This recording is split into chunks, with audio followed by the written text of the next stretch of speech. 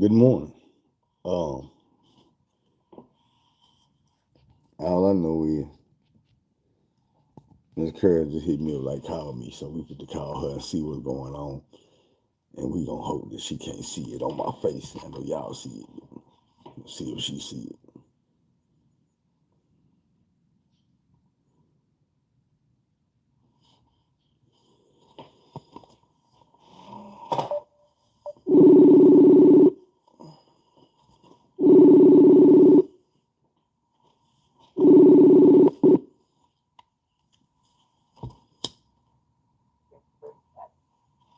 You up on your thing this early in the morning? Good morning. Yep. I can't hear you. Hold Wait a minute. on. It's me. I got you on Bluetooth. I can hear you now. Yeah, I had to cut that Bluetooth off. What's that name? Good morning. What are you doing up so late? You smoking? The bed? What about the bed? You ain't been in there? Yeah, I've been in it. Hmm. Must been staying there. No, I ain't stay too long. Good morning.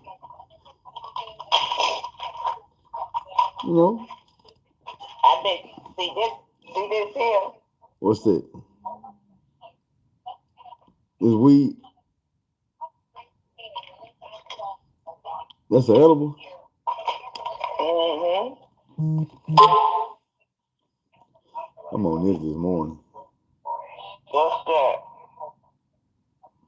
This called Georgia Crack. Hmm. It's called Georgia Crack. It's my what is it? Oh, it's that right there. But what is it? Weed? Yeah. You did something expensive. Yeah. Mm. You know, I keep a goodie bag. You got one of them cards. No ma'am. No ma'am, I got one of them hookups. But shit, it ain't nothing to get a card, but I don't need a card. I've been making this since I was about 12 years old without one. I have a severe case But sometimes they be having them deals on the wheels, and I be like, shit, they get them. of post-traumatic stress. So this is something that helps my day. What's up, Chicago? Because my nerves be on a good day. That where she from, Chicago. So what's going on this morning? Did y'all need me to call you early? I've been thinking about you. What's going on? And I got something I need you to ponder.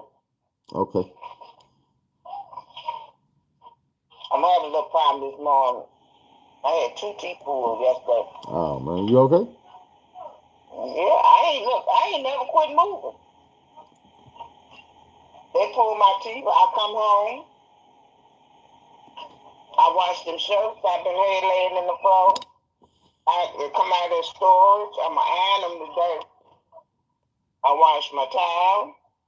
I wash all together, 4 loads of clothes. What you want to talk to me about? You and this woman and this baby.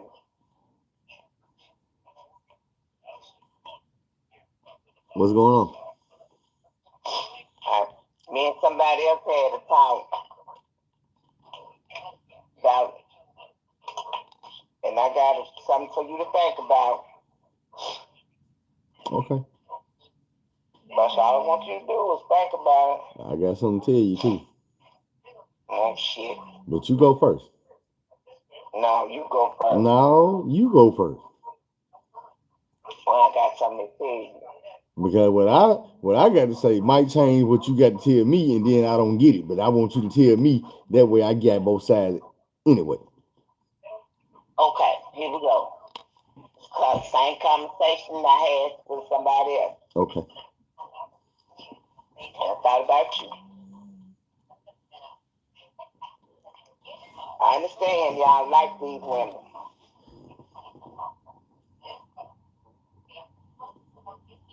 And I understand when you're having sex with folks, the judgment get clouded.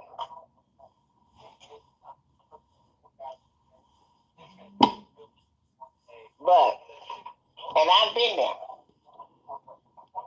So I can't, but I ain't been there like this. But, and I'm seeing a lot of this on TV.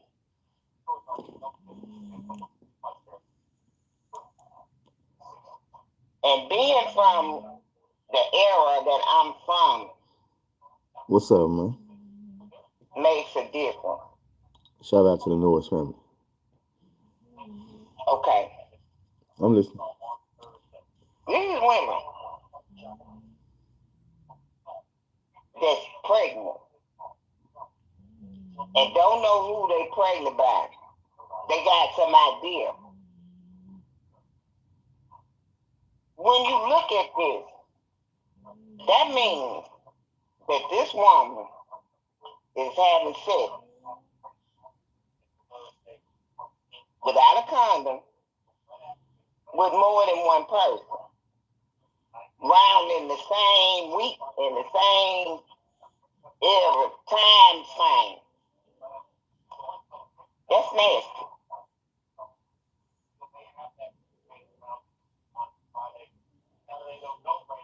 What was you want to tell me? That's what I'm telling you. You telling me some shit everybody already know? I know you know. I thought you had some groundbreaking information. Like, Phil, I'm gonna put you up on some game right quick. Some groundbreaking information. I'm already knowing what you telling me, but you too late. You should have told me that when they were going. It's you too late. No, it ain't. You here too late. No, it ain't. We can't go back and undo the situation. No, we can't. So it's too late. No, but I want you to look at it. I'm already looking at it. And change your life. I'm past looking at that part. We on some bigger, more important shit. That right there don't mean nothing no more. Yeah, it do. Nah, it don't. Mm-hmm. Everybody in the situation can change their ways right now. The situation not gonna change. No, it ain't. So I'm saying that right there don't mean nothing. I could wipe that shit clean and never do it again. It ain't important. It's something else bigger than that right now. I can't focus on nothing else.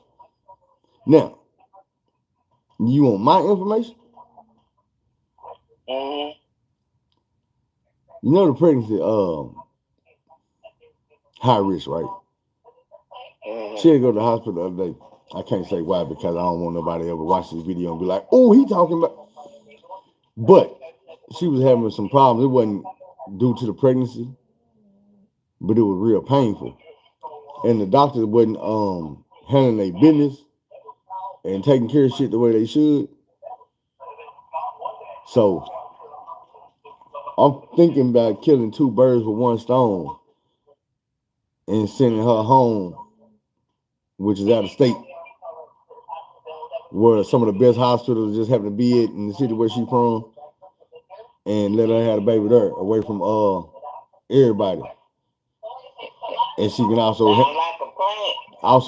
do the other shit. We talked about that. I told her what you said, and when I was talking to the other person, I was like, how the fuck you gonna lay next to somebody and sleep knowing? Let me tell you something. When I first started fucking with, when they was in jail, I would have got me some distance then. But Miss Curry, what you got to realize, Miss Curry, I ain't never been able to. Miss Curry, what you got to realize. Look, You missing a big part of the puzzle. What's the puzzle? I've been messing with this girl about 6 years. And y'all been nasty for 6 years. Then a And you motherfucker. blessed that the look. And you blessed that God has protected you. And you ain't got to. I can't get rid of the willies that I got. You blessed. You know, they don't really make them willies no more. They can get rid of all that shit now. No, they can't. Shit. You gonna have it, you might not be able Miss Curl, they got a new pill out where you won't never get it. It's some shit called prep. You take that shit, goddamn it, and you do what you want to do and won't never catch nothing. Ever. Maybe the 19, but I done had that a few times. I made it. Thank the Lord. What? But I'm not saying this so let's hear you. I'm to go out and be nasty because I'm not no nasty dude. But I'm just caught up in a situation where my woman is another nigga wife. Well, that shouldn't be your woman. I know. I'm trying to fix that. I'm trying to get some distance. As long as it's right here, I can't do nothing about that. I'm going to be in a goddamn spider web. I got to send the spider goddamn out of state. You can get out the spider web and still handle your business. But ain't no way. When I found out I was pregnant and I wasn't sure, first of all, I wouldn't have been in that situation because me and you wouldn't have been. We passed all that. People said to bring that, they didn't want to hear that. We passed that part. They're backing.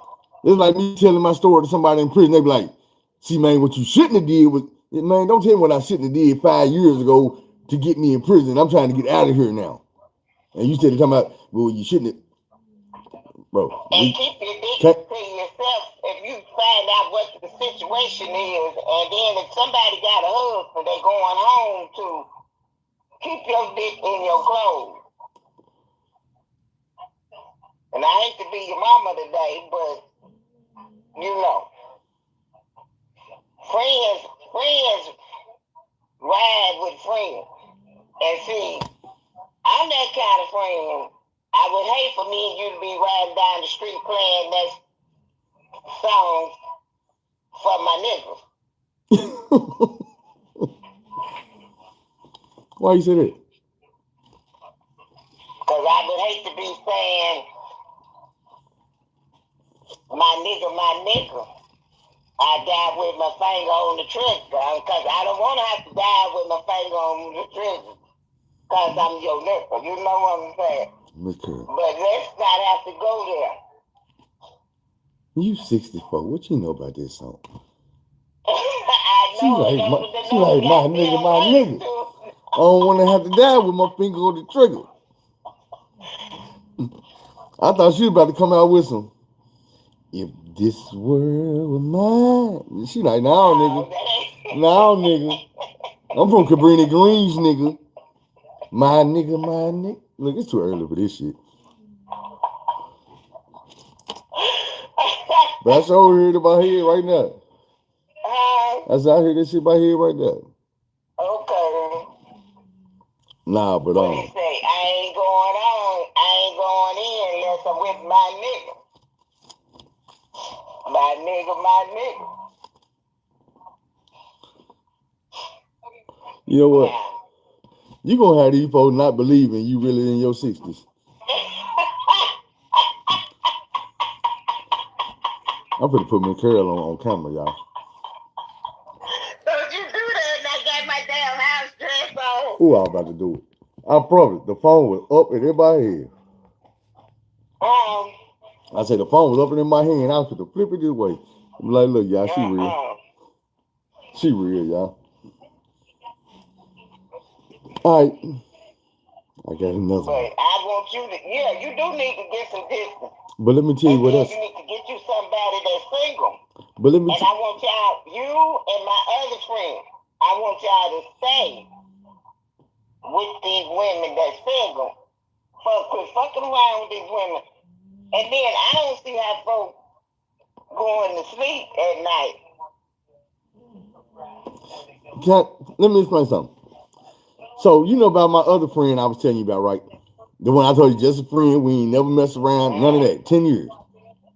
We fell out. I'm sure. Let me tell you what happened.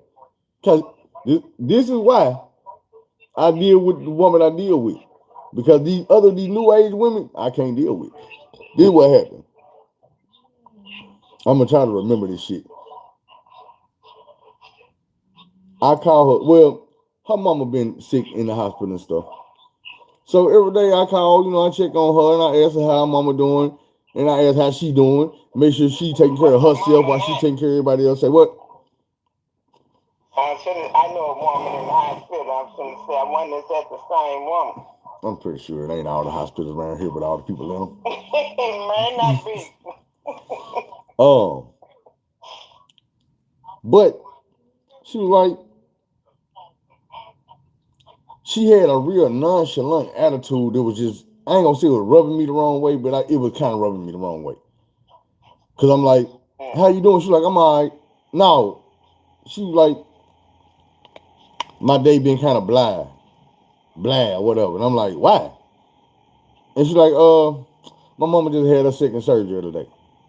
And I'm like, you say that shit like your mama just passed gas in your presence for the second time today. That's like, nigga, your mama just had surgery twice today? That's some serious shit. I don't give a damn what type of surgery it is. Mm-hmm. But you know what I'm saying? I can't tell her to be more adamant about it. So I'm like, man, is you okay?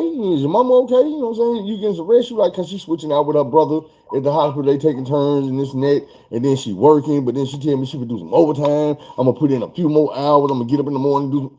And I'm like, look, whatever you going through, don't overwork yourself. You know what I'm saying? Cause goddamn, you overtime today. That nonchalantness probably is depression. I understand that. And at the same time, that's why I'm talking to you and I'm trying to, you know what I'm saying, get you out of the same way you did for me. When you called me and made me. You wouldn't even talk to me. No, not you, her. Oh. She called me and made me listen and talk to me and crack jokes and invited me to dinner and then canceled all that bullshit. So I'm like, I was telling her, look, man, you need to get some rest because early in the morning you say you working. Later on, you at the hospital with your mama. You come home from the hospital and all of a sudden, man, I'm going to do 4 more hours of work. I'm like, man, have you been asleep? I'm going to sleep tonight. But tonight you calling me, fill you up. Man, have you been asleep yet? No, I'm going to sleep tomorrow. Who the fuck sleeps tomorrow? Right. You see what I'm saying? Even though it's nighttime, you going to talk to me tonight, then you going to sleep tomorrow morning or go to, no, you going to work and you going to go to the hospital, you going to switch out with all this shit. So it get down to That's the way. That's why they make PM, whatever. But listen, this is what happened. I'm knowing she getting out of character, out of sorts. She dealing with her mama going on, all this, and I'm understanding all that. But, you know, and y'all know some of the shit I've been through, I just can't take everything. So what happened was, I'm on the phone with her, and we kick it, smooth conversation. She just get the cussing and going off. I'm cooking my food, so I really ain't paying no attention, but then I hear a dude talking to you like, what's wrong with you? And she steady, motherfucker, you seen me? And so I'm like, Kendra, hold on. Do you know this man? And she's like, no, I don't know this motherfucker. I'm like, then hold the fuck up. What's wrong with you? And this motherfucker can't park. Kendra, you need to calm the fuck down. That is a man. Ain't nobody there gonna protect you when dudes turn around and whoop your ass about your mouth. Oh, this motherfucker, fuck you. You know I keep a... So now you ready to go to jail about a parking spot because you ready to take a nigga life. You in the wrong. No matter how you feel about his parking, you cussing that man out now. You talking about because you got your gun. You in the wrong. You need to calm down. Oh, fuck it. I said, well, look here. Because she's steady going off. And I had to tell him, like, man, you remind me of my big sister, man. When I be in the car with her, I can't stand it because she got road rage to the highest degree. She is cussing every car out on the road. Well, wonder what makes folks act like that. But listen, she cussing every car out on the road, but I'm telling her, like, look, I'm the only one hearing you yelling, screaming, cussing, and all that. You cussing me out. Well, motherfucker, see, now you cussing me out. So I'm telling her the same thing, like, look, that man that went off in the building on about his business or drove off or whatever, you on the phone with me. You cussing me. Calm damn. That worked for a hot second, and she get to going off about something else. Now, the whole thing was, she was calling me so we could talk about this TV show we be watching. We had a disagreement about a TV show. She get mad and end up feeling the next thing you know, she going off again. And then I said She's something. going out because she's stressed out. Right. And no sleep. But this the thing about it. At the same time, I understand all that, but this what she fucked up at. She turned it on me. And motherfucker, you think you know what I'm going through and you don't know shit? Well, my mom, I'm paying this and I gotta pay this. And I'm sitting there like, hey, hold on. See, now you done made it personal. You cussing me out. You talking shit to me. I said, man, I tell you what, I'm gonna holler at you later on. I'm gonna call you back later on. So I got out the phone. Then I get the text message. Oh, nigga, that's fucked up. When you was going through something, I called you and I listened to all your shit. And I'm like, man, first of all, this is totally different. When I was going through something, I was going through my own shit. You called me. I told you I didn't even want to talk about the shit. I didn't want no text message and none of that. I was just trying to be in my shit right now and I'll get out of it. You ain't let that go. I ain't cuss you out. I ain't talk bad to you. I ain't make it personal with you or none of that shit. I said, but this is the thing about it. That shit I was going through was 2 days ago. I'm still going through it. And I'm not pretty sure you can't just sit here and get to cussing me out and talking bad to me. You think, man, I said one thing about it, because I guess she didn't understand why it was so personal. I'm like, man, that's one thing I don't play about. I don't let people talk to me any type of way. I'm the same. I don't care who it is. It wasn't always like it. But when I came home from prison, I told you one thing about in prison is respect. No matter who a person is, they gonna respect you unless you just a bitch ass nigga, a hoe ass nigga. You got to have something wrong with you if somebody ain't respecting you. So my thing is, out here on these streets, me handling my business, me handling my responsibility, me taking care of the things I'm supposed to take care of. I don't let nobody talk to me like I'm no bitch ass nigga. And I'm not trying. That is my pet peeve. I don't care what's going on or what we got going on. Hollering at me. Right. None of that. Cussing at me. But like I say, that with my friend, so I ain't cuss back or yell or screaming. I just told her, hey, I'm gonna talk to you later on. An option. And if you want to shut down the conversation, holler at me. Nah, I'm gonna tell you what it was. And I know I do this sometimes. But this is what I say about women. We was talking about the TV show. And I was saying something, but I kind of paused. I wasn't done. So she started talking. I was over talking her a little bit. And she, I can't stand when you do this shit. What you doing? You always over talking me. You don't never let me get. I said, okay, my bad. Go ahead. Perfect opportunity for her to speak her mind, say whatever she was fit to say. But instead of saying that, you know what she do? Nah, fuck that. You know what the fuck you. I said, so when I tell you, you get your time to talk, instead of you telling me what you want to tell me, you want to go off on me and argue and bring up the shit that we just went through. I said, I might as well still be talking about the point because you on some bullshit. And that's my thing with women. I be like, no, I understand you mad because I was over talking you. What is the combativeness about? That's what I told her that too, because I had to send her a text message. I felt bad. I ain't gonna lie. I really did feel bad. Like that shit was eating in my spirit all night. Because I'm sitting there like, I ain't say nothing. I just got off the phone with her. I ain't cussing out, talk bad to her, none of that shit. I just told her, look here, man, you going off right now, you cussing at me, and I'm you know what I'm saying? I ain't trying to go through that. So I'm gonna just talk to you later on. I'm gonna call you back. And I got off the phone. About 10 minutes went by, she sent me a long text message saying, nigga, when you were going through it the other day, all that I just told you. And I explained to her, I'm like, look here, I'm still going through it. Can I be wondering, why do people be past upset? You know what's going on. Right. You got, so what is the blunt, and me and somebody else was talking about this last week. My thing is, because they were saying when they have a problem, they act out. But this is shit right here. This exactly. But look, my thing is, She know what's going on with me. I'm transparent. Open book. I done told you what's going on, what I'm going through. Your problem is you ain't told me shit. You said sitting here saying I'm fine, I'm okay, I'm good, blah. You ain't telling me, Phil, I'm stressed out. Man, I'm scared my mom in the hospital. I'm worried about this and that. I'm snapping on folks. I'm feeling like I'm losing my mind. You ain't told me none of that shit. You acting like you good. So long story short, lie like that. Yeah, but long story short, I told her, I'm like, look. Say what? Did you read what I posted yesterday? What you post? About the part of you that nobody can see. That's the part of us that be upset. That's the part of us that be, I get that. That's the part of yourself that you got to take care of. And I was telling Saturday when I was talking to my friend, I was talking about just like with you, the level of emotional investment that we put in a situation with a person. We have to watch that because your sanity is connected to your level of emotional investment. I don't think you can donate, but go ahead. What they saying? Nah, somebody was telling me to say hi and they'll donate 5.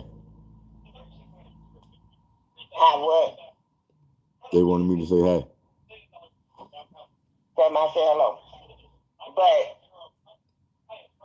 your level of emotional investment will determine, like if this situation goes good or bad, your level of emotional investment will determine your level of sanity. And that's the part we have to watch, because if something goes left and you got too much emotional investment, you going left, whether it's good or bad. So we have to watch. And I was telling the other person, the level of emotional investment will determine whether you walking down the street playing with your lips or not. Depending on how many your emotions you invest in situations that has the opportunity to go right or go wrong.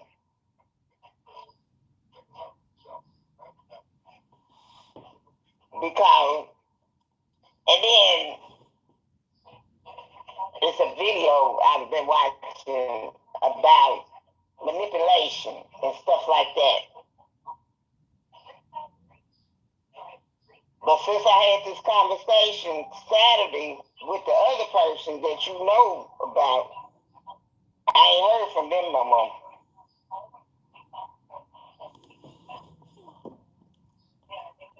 It was just Saturday. I said it was just Saturday, right? But we talk almost every day. Did you reach out? Or are you waiting on them to reach out? I reached out. Didn't get no response. Oh, shit. And I'm not one, if I call you, if it takes 10 years for you to call me back, hell, I can wait. I ain't sending no texts because you see my text. And that's just, you know what? Tell me you don't want to be bothered, and I kind of let you do that because you might need to do that. I need to get better at that. I ain't gonna lie. Because I'll text him over, you ain't text me back about 10 minutes, I'm hitting your ass again. I said, I'll text your ass, you ain't hit me back about 10 minutes, I'm hitting your ass again. Because you see that everybody's phone say missed call, and it show you where the text came in. You see it, and our phones tell you. You know what though? Now check this out. Just because this happened tonight. I tell a motherfucker, hey, if you text me and I don't respond, and it's late like this, I'm in the bed sleep. Call me. I'm gonna wake up. It's 6 o'clock in the morning. Almost 7. This was last night. Mm-hmm. So I wake up. Now the phone ringing. I wake up, and it's who I think it is. We talk about 5 seconds to get back off the phone. But I look at the phone and I see a missed call, 2 missed text messages, 3 missed Facebook messages. From who? Same person. But like I told him, if you messaging me and I'm not responding at this time of night, you need to call me. And thing is, like, on all this time, they've been messaging, and then I don't respond. They're like, oh, you ignoring me? Nah, motherfucker, I'm asleep. Wake me up. And night they finally did, like, hey, nigga, wake up. I wait till you call me back. If you notice when I call you, I don't call you no 4, 5. And I have sat in the beauty shop, in the barber shop, and I've watched niggas' phone get powered down cause motherfuckers are ding-a-ding-a-ding-a-ding-a-ding-a-ding-a-ding-a-ding-a-ding-a-ding. I'm like, what? When you done lost yourself when you text somebody or call somebody and you can't wait on them and you steady calling. You right, cause you be focused on their ass. I said you right, cause you be focused on their ass. That's all you be thinking about. But that is some kind of codependency. Right. Or some form of codependency. Because why is them answering their phone that's in their hand? Because a man was texting me through Facebook. He was in Chicago. This was last month sometime. He texted me his phone number. I didn't lock it in. I talked to him for a few minutes. I didn't lock it in. He said, I'm going to call you back. I said, okay. I didn't hear from him no more. So I got a text or something, and I said, who is this? Because I hadn't locked the number in. So then he texted me through Facebook. He said, you don't know who I am? I said, well, I didn't have your name in my phone. I said, you said you was going to call back, and you didn't. He said, why you didn't call me? I texted him back, I said, because you said, I'm going to call you back. Now, your phone is in the palm of your hand.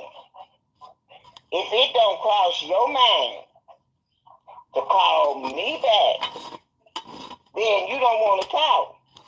And you pursuing me. I'm not pursuing you. So why would I call you and ask you why you didn't call me with your motherfucking telephone? Tell me where that makes sense at. That man ain't text me no more. And I ain't mad at him. Because you pursuing You know what? I'm just gonna be real. As a man, when a woman asks me a question I can't answer and it's like a sarcastic ass question. What's a sarcastic question? Some shit she already know the answer to. A rhetorical ass question. A question don't need no answer. I'm gonna call you. I'm just saying, but when a woman do a man like that, man, that's about one of the quickest ways to shut us the fuck up. Okay, you need to, cause what you gonna call me for? You gonna ask me why I didn't call you and ask you why you didn't call me with your motherfucking telephone. You know what you want to do with your telephone. Nah, I'm gonna give you the one I hate right here. Just the one. Y'all peep game. A motherfucker will go all day without calling you, right? Ain't nobody call nobody. 10:30 at night hit. Your phone ring. Oh, you can't call nobody? Hold on. Let me ask you a question. I ain't called you all day? You ain't heard from me all day. Guess who I ain't heard from all day? Guess who I ain't got? I just called. That don't count. You calling me talking shit. You just called me, nigga. How you know I was dialing your number when you called me? You talking shit. I was about to call you and cuss you out about not calling me. I don't have them conversations. You done had one before. Somebody, you 64, but you done had one before. I said, you 64, you done had one before. You might not have them no more. You done had this conversation before. Why you ain't call me? No, maybe not you. I'm saying that when somebody call you and say that shit. And I'll be like, what you mean why I ain't call you? I ain't heard from you all day, but you gonna call me talking shit. You act like you been calling my phone and I ain't answered all day. But we ain't called each other all day. I've been waiting on you know who straight about their business. And this be my thing. I be like, look, if you been wanting to hear from me all day and you mad enough that you had to go and pick up that phone and call me, why in the hell do you finally get me on the phone and you want to talk shit? You supposed to be on the phone telling me some lovey-dovey shit and you been wanting to hear me all day. But I wait on him. I don't never know what's going on with him, which he got more life going on than I do. Yeah. So I wait on. So if I don't hear from him, sometimes I pick up the phone if I need to talk to him. But for the most part, I don't be driving. You know, I've seen women do that.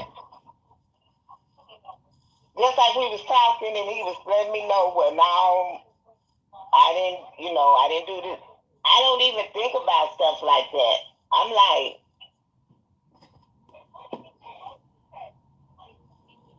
but if you call me, I'ma talk.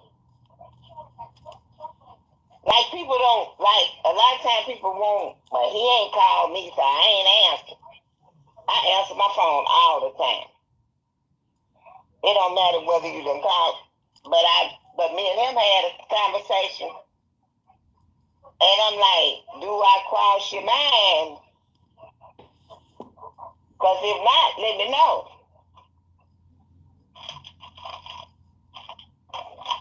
And we still gonna be cool, but I'm just gonna put my interest somewhere else. And it was like, nah, but see, we had this nasty conversation the other day. I'm putting all my interest and all my feelings in this blunt. In his what? In this blunt. You need to. What you saying? Because I mean, feelings. The practice.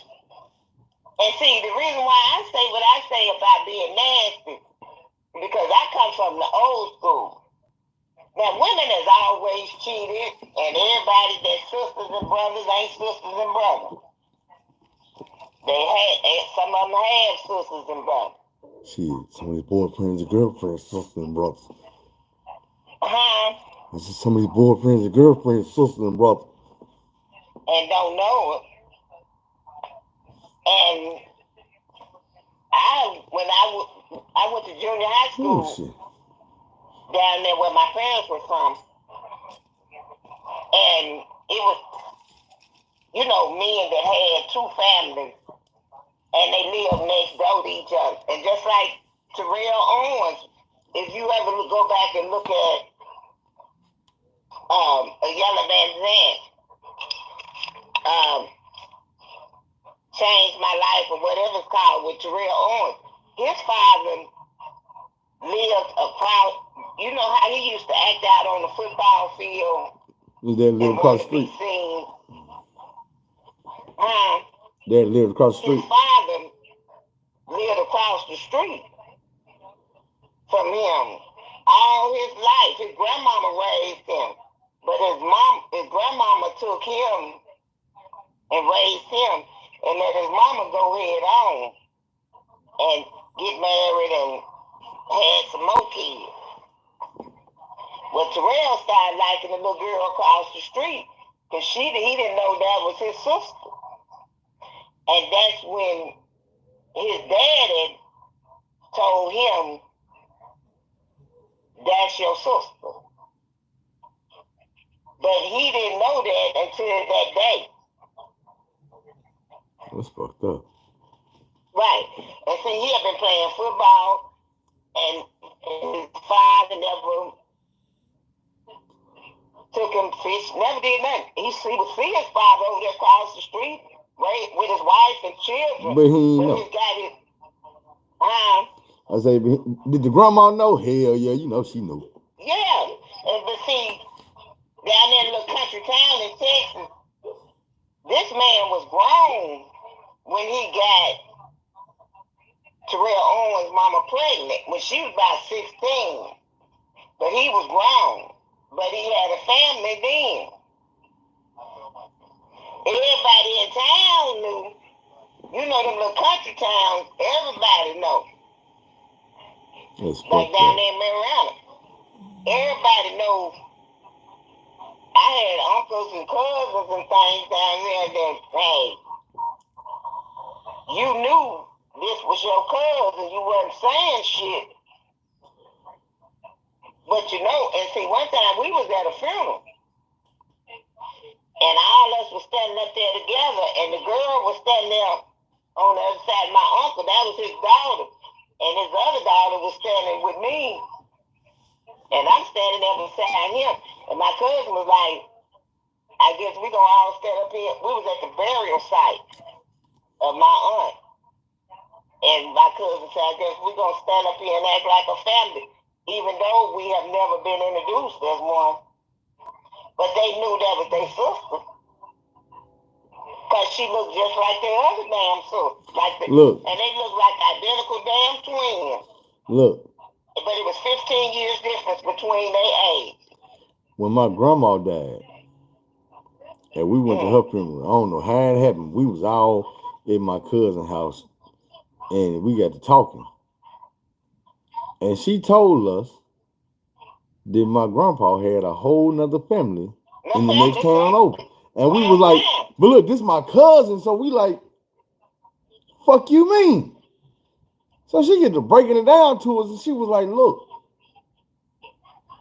when I was a little girl, and you got to think about, like, at this time, my cousin might have been 50 years old. Like, this is my oldest cousin. And I was fresh out of prison, so I was like, I was 25. Or maybe I had just turned 26 because my grandma died not long after I got out. But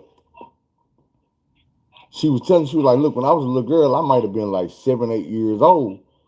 And grandma took me to the beauty salon with her. And she was like, this ain't something that always happened. Grandma didn't go to the beauty salon all the time, but she went and she took me with her. And she said we was getting our hair done. And the woman was washing our hair. We say, but it was another bitch in the beauty shop. Loudmouth ass bitch running her mouth talking about grandpa. Talking about how that's her man. And how he come and get her some every day. And woo-de-woo this and woo-de-woo that. And bitches think they got their husband and they husband all over here every day. Can't stay away from her. And he said, my grandma didn't say nothing. Grandma just got her hair done, got it rolled up, got up under the dryer. The woman still talking this shit while she up under the dryer. Grandma ain't say nothing. Say when they was on the way out the thing, the woman was under the dryer by that time. And my grandma went over there to her. Lifted her dryer up and told her, hey, you sitting here bragging about my husband fucking you. About my husband giving you all these babies. Let me tell you something. How you gonna brag about having a man that you ain't got? A man to come and fuck you on his lunch break. A man that gave you 5 babies and ain't never tucked nan one of them in at night. Ain't never had breakfast with nan one of them. Wanna know how I know? Because he took all my babies in every night. He ate breakfast with my kids every morning. So he can't be doing it with yours. You ain't got no man. You got some dick. And even that come home and sleep in the bed with me every night. So my grandma turned around and walked out the door. And the bitch was sitting there with her mouth open like. And see, that's how they be up in the, I work at the beauty shop. Shit, you ain't got to tell me shit. Say, grandma got that bitch say that the whole time. And went over there, flipped the drive on that bitch and told her, bitch, you ain't got yourself shit. Over here bragging. This nigga ain't giving you nothing but some dick. Your kids don't even know what they daddy look like because they be at school when he come by and slide you some dick. By the time they get home from school, that nigga back over here. Getting my kids out the bus when they get home from school. Now, where your motherfucking man at? Over here with me and my kids. You ain't got no family, bitch. You got a house full of kids. And then it's fucked up because my cousin told us this shit. My aunties and them, they did not know. So when they started finding out, all my aunties were like, some of them were like, it made sense.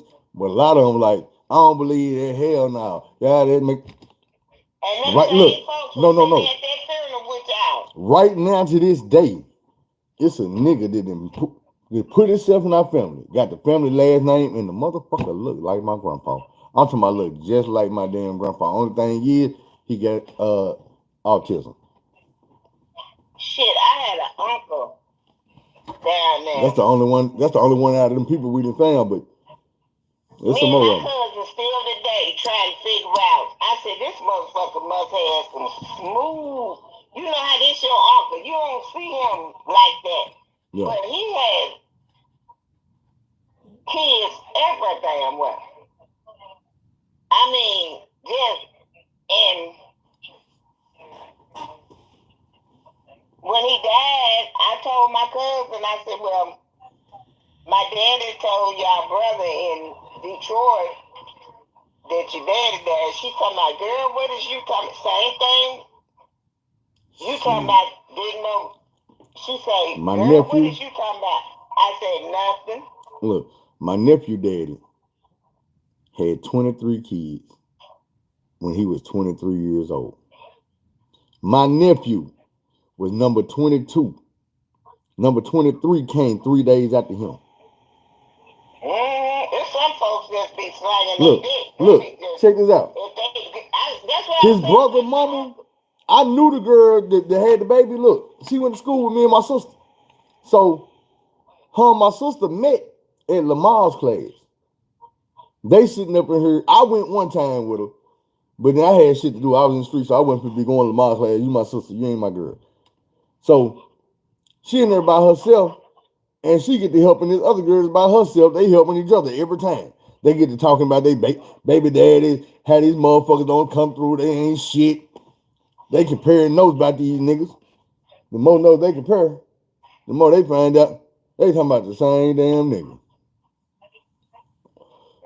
Both of them, look, I ain't gonna put all the business out there. Either way it go.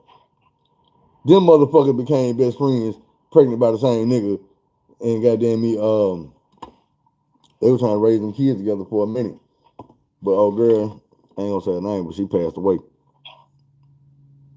But it's fucked up because I met her son too. And I probably would have took her child and finished raising them together. Because that's how you do that. Wasn't no doing it like that. My sister was 14 when their baby was born. And see, people like that don't be thinking. They be just sticking it where they can stick it. Man, that nigga do what he was doing. All them damn kids. You want? And no, he can't never take care of all them. Man, ain't enough jobs and child support in this motherfucking world. That's a whole nother series and chapter of shit by itself. But the shit's so deep that I can't get into it because of hell. Just trust me, I can't get into that shit. Right. I understand, because you be putting somebody's business out there. But my thing is this. Man, I just look. When it comes down to people's business, I mean, I just see some shit I can tell y'all. I'll tell y'all, but I can't tell you the context. My father, I seen my mother. My father went to Texas with some woman. And my mother packed his suitcase for him to go. And she unpacked it when he got back. And she never like your grandmama, she never worried because she know that this when you get through, this is my motherfucking hood. Yeah. Hey, look, check this out. Friday, I'm supposed to be doing an interview with LaFell Jackson. You know what that is? Mm-hmm. I'm trying to think. I think what I'm gonna do is I'm probably gonna contact Sin Barbecue and get them to run down, let them know what I'm about, what I got going. And And see, can you do it in there? yeah, but I might have to advertise for them or something. They might. I mean, they done done it I know before. who he is. He got a story to tell.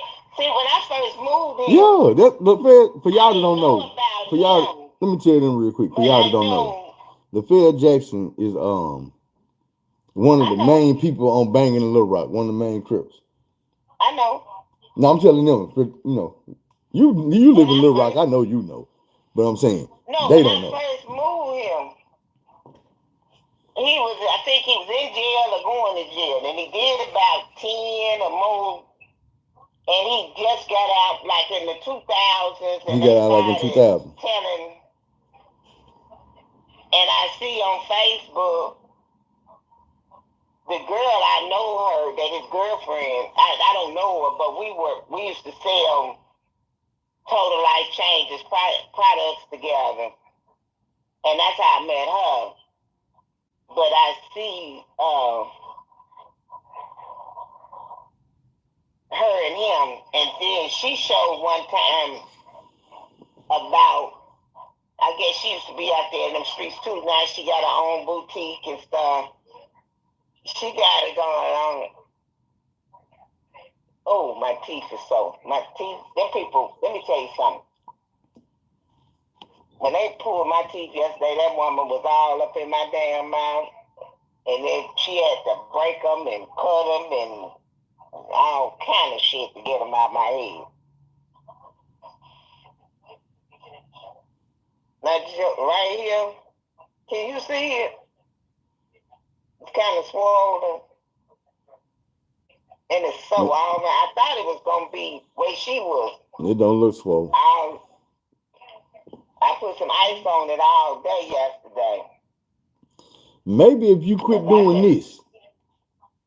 I said, maybe if you quit, see, you doing it again. Quit doing that. See, it's sore. But you started doing this. Because it's sore. That make you feel better? Then why are you doing it? Because I got to eat some. I hate to eat in the morning. And I got to eat to take these ibuprofen.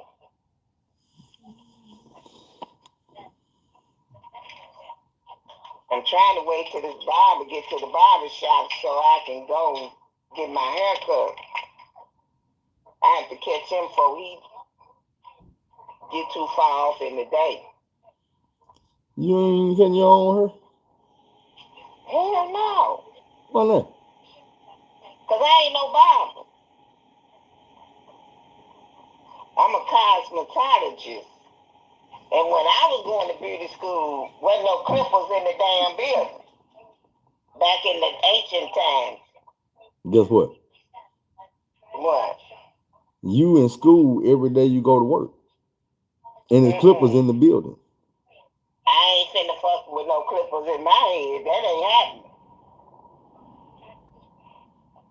I like my shit cut superb. Ain't no room for no fuck up. One of the other girls in there cut her own hair. And the guy, now y'all got the magnetic guard. And the guys fell off the clipper. Mine ain't. I got magnetic guards on my Andys, but on my but not on my cordless clippers. I got snap on. Okay, well she had one of them magnet things, and it fell off, and her haircut was a little lower than normal. Well, look, 'Cause she had. I'm telling you about this interview because this interview is what I've been working up to ever since I started this YouTube channel. With all the shit I've been talking. You got your questions ready? I got some of them wrote down. I gotta write some more down. every question I'm asking him, I want it to be something. So you can ask some of them penitentiary questions. Most of my questions with him is gonna be about the game. Do this interview. I didn't know it was with you. Well, he's saying I think he got something else going on, something big going on. My thing is perfect time for me to talk to you. See, what I want is, do y'all know each other? We didn't been around each other before. Are you one of them too, like him? Yeah. Okay, so y'all on the same team. Yeah.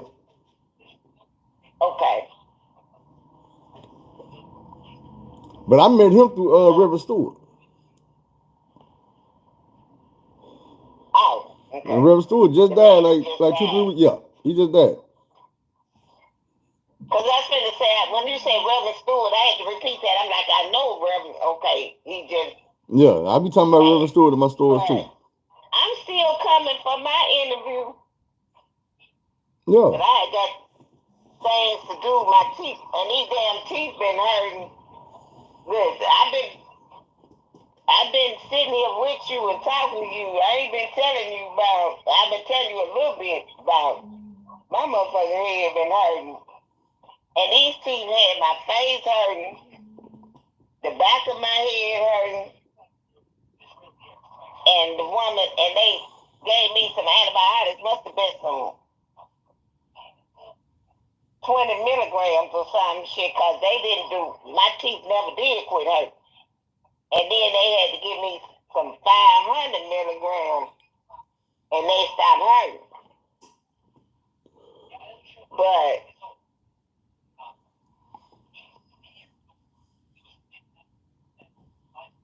soon as I give me some motherfucking dental benefits, I'm gonna get all these motherfucking teeth pulled out. And that's what I got one more over here. She gonna pull on the 27th. I was telling her, she was like, well, all these motherfuckers, I can we like to get all our work done before. I told them, you get this tooth out on the 27th. I'm going to get my partials. Then I come back for you to finish the rest of this shit. But you're not having me out here. Hell, I can't eat with these 3-4 teeth in the back. And I can't. And I got right here, every time I open my damn mouth, you can, You know us Virgos too vain for this shit. Man. And that's one of them things.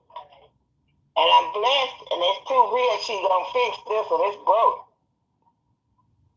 But I'm going to get my partials the 1st of December. When they get this one out on the 27th, 1st of December, I'm up in them people's office for them to get these partials ready, and we don't need them to be, don't take no money. I'm trying to think if I want to take this job or not, man. My bro, it's in Little Rock, I guess. My homeboy. Truck driving job? Nah. That's why I said. But see, I ain't found the type of truck driving job I want yet. So, and what then kind of job is this? It's driving, but it's like, I guess I'll be driving elderly folks around like their appointments or something like that. Mm-hmm. My homeboy girl best friend, which is somebody they tried to hook me up with, and it didn't work. She cool, but she ain't my type. She cool though. But her mama got the business and she looking for some people. And so they were telling me, like, man, say what? I said, what's the type? Oh, because I said she wasn't my type.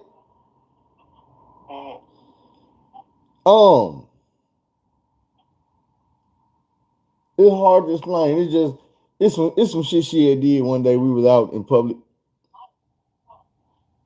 And I ain't feel like it wasn't cool. But I want y'all to start finding single. Oh, she was single, but you know. No, I'm talking about nice women. I understand the situation with the baby and stuff, but y'all got to stop.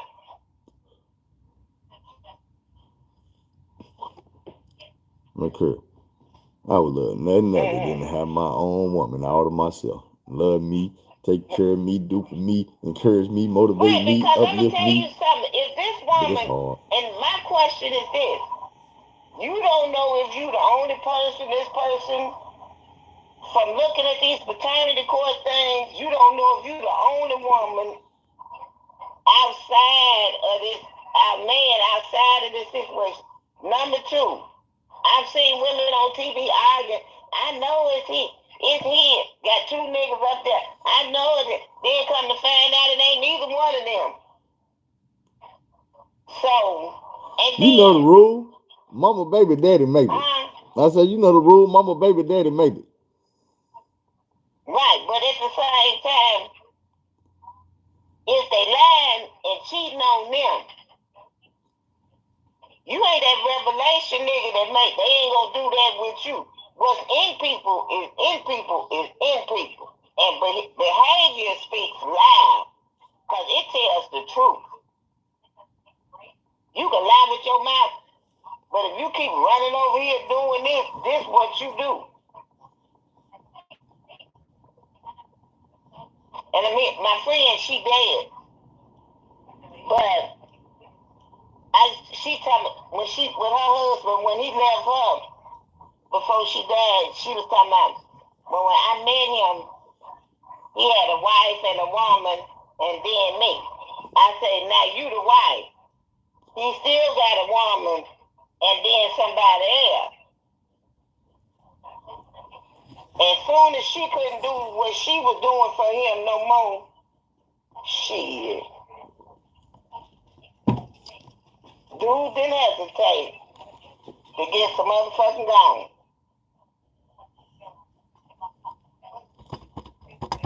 You know, people gonna do what you allow them to do, I'm looking right? at y'all out here with these folks. I'm a single damn woman. I ain't no ugly bitch. I ain't fucking nobody. And that ain't y'all business, but I mean, I'm sitting at home thinking, after we had that conversation Saturday, I'm like, all this over here waiting on somebody, we ain't gonna call their name.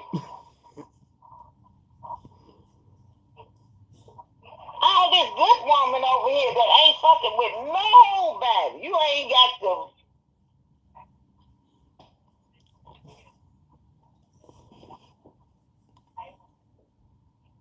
top flight shit going on over here. You scared that nigga or something? No, what you do to him? No, I think you need to call that nigga and find out what's wrong. You my nigga. You do know that he don't know that I know you, right? Well, shit, you need to tell him you know me and say, hey, motherfucker, listen. This between me and you. Miss Karen don't even know. No, I'm calling you. And you don't know I know her, but she be talking to me about you. And you need to get yourself together, because you gonna miss the hell of a motherfucking boat over there with this. You know you on live. Now I don't think he know about my show, but if he ever see it. And he'll later on come back after you make that mystery phone call. He'll later on come back and say, man, thank you. Thank you, man, because you changed my life. Manipulation. Talk about manipulation. Because I'm thinking to myself after I got home, because I had my top down. I'm talking to him. I'm driving down the street. It was nice there. I'm enjoying my day. I got out from work early. I'm looking for me some dinner. What was y'all conversation about? You say y'all was talking about something. The same thing. What's that? Just what I just told you. What, the top down? No, about the nasty. Oh, shit. I thought you said... It's women out here like me, but y'all out here fucking with women like that. That made me, I had to go talk to God about that one. I'm like, Lord, what's wrong? You know I be feeling the same way. And then, because my door open, dude ain't got to do nothing but knock on this motherfucker. Show his ID downstairs. He ain't even got the car. Look, Miss Carrie, look. Show his ID down there, come up here, knock on motherfucking door. I'm gonna tell you the story right quick. Like a pot of motherfucking neck bone. When I came home from prison, like as soon as I came home, 25 years old, it was an app called Moco Space. Facebook wasn't even a thing. It was Moco Space and MySpace. I seen this girl. She was 18. I was like, damn, she fine. Slim as hell, but cute than a motherfucker. I hit up, we were chopping up, and I was like, yeah, I think I seen you at the mall one day. She was like, I work at the mall. I'm like, where? So she told me. So I shot to the mall, and I went to see her at the mall. We chopped it up. And we got to being friends, and we talked for probably about 6 months. Had sex. Now, after we had sex, she ended up getting pregnant about 2 weeks later. We had only had sex one time. She didn't get pregnant by me. It was dude baby. Baby came out looking just like dude. Now, the next time I seen her, she had just had that baby. The baby was in the hospital.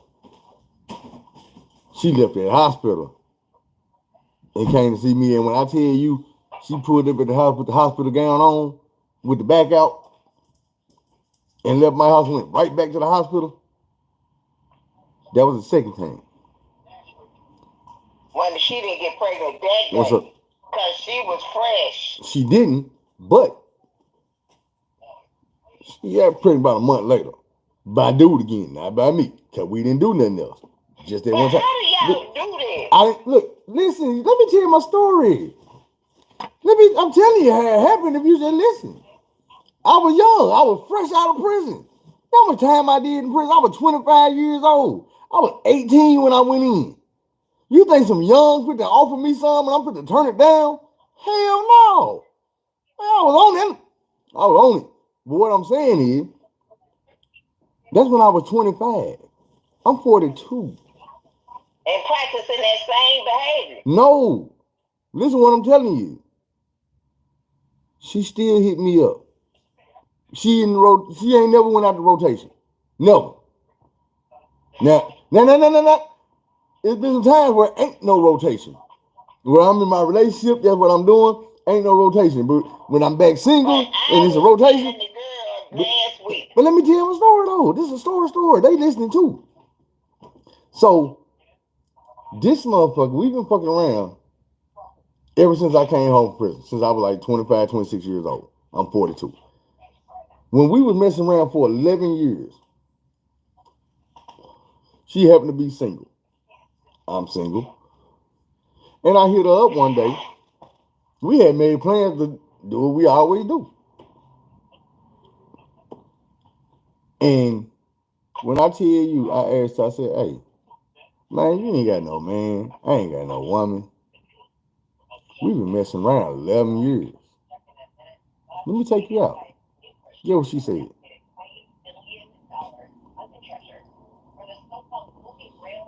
It's only two answers you can guess. No. This motherfucker said no. You know that shit broke my motherfucking heart. Eyes in the fire like you. You know that motherfucker, this shit broke my goddamn heart. I felt so goddamn used and abused. I felt so motherfucking cheap. Hell, I'm on the outside of the skirt. I can't even get in the motherfucking door. You talking about?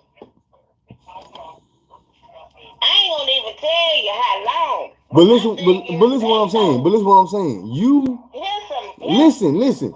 You are waiting on the right shit. I'm explaining to you. You sitting here like I got it good. I've been getting the wrong shit all this time. Every time I get something, you can't brag on getting the wrong shit all the damn time. A woman that you can't have. Even my mama said that shit the other day. She said, boy, I don't know what you got down there. But it got to be a gift and a curse because these women will not stop coming around here for it. She said they will not stop coming around for it. But they get it and then they be gone. Now they'll come back. But then they gone. And I said, Mama, I know. These motherfuckers get something maybe 10 years later and they still getting it, but they won't goddamn me. Say what? You want to know the truth about it? I said, I thought you said I want the truth or the lie. I was about to say, give me both of them. No, the truth about it. Go on, tell me the truth. You flamboyant in a way, like, I'm not as flamboyant as you because I don't wear the jewelry. And I don't wear jewelry for a reason. Not because I come from a different place where jewelry was a dangerous thing. It still is. So I've never, you know, and you know, as you notice, most time I don't have nothing around my neck. I got some earrings, don't have no rings on my hand, unless I'm married. But I'm saying this. I was telling the girl at the shop Saturday. We was talking about a situation. And I was telling her the average man here, married, live-in, or single. I've noticed this. I've been here 33 years. And I've had to fight to stay out of the motherfucking rotation with niggas. Like that. That's the reason why I can stay single like I do for long periods of time, because I stay out of that damn rotation. Don't think it's a couple of niggas tried to... I got 3 men I know tried to put me in that rotation over the years, and I've had to let them know, this ain't what I do. Either you go with me or you don't. But this is what I'm saying. I'm not putting them in the rotation. Them motherfuckers put me in the rotation. Right. You in the rotation. You've been in a 16-year rotation, 13-year rotation, 11-year rotation. And I was telling the girl, I said, the average, I said, these folks be married, single. Using me for all my good stuff.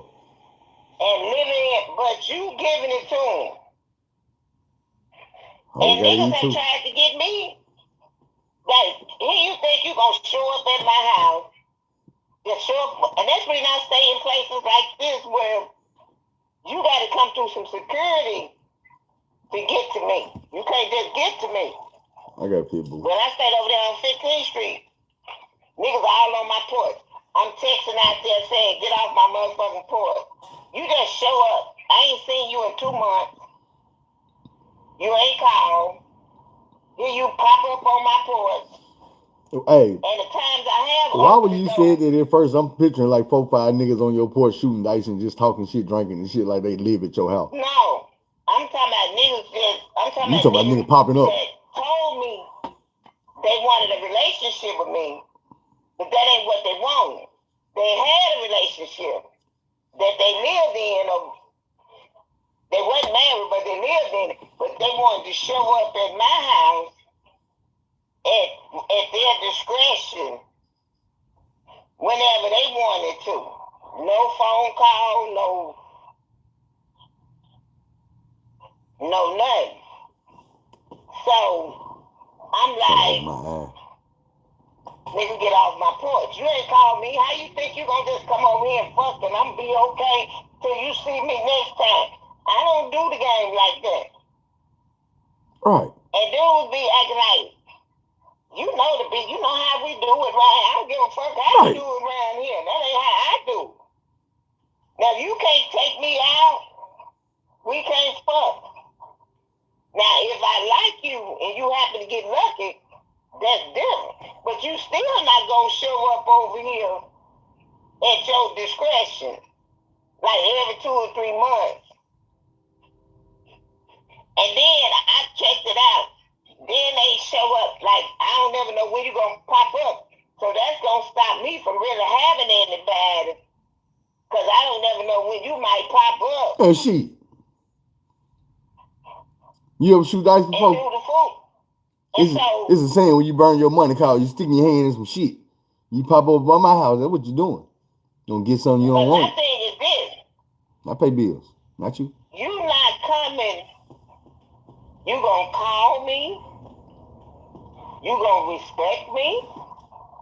And if we can't be seen out together, we ain't gonna be doing no whole lot of fucking. Cause I ain't no secret.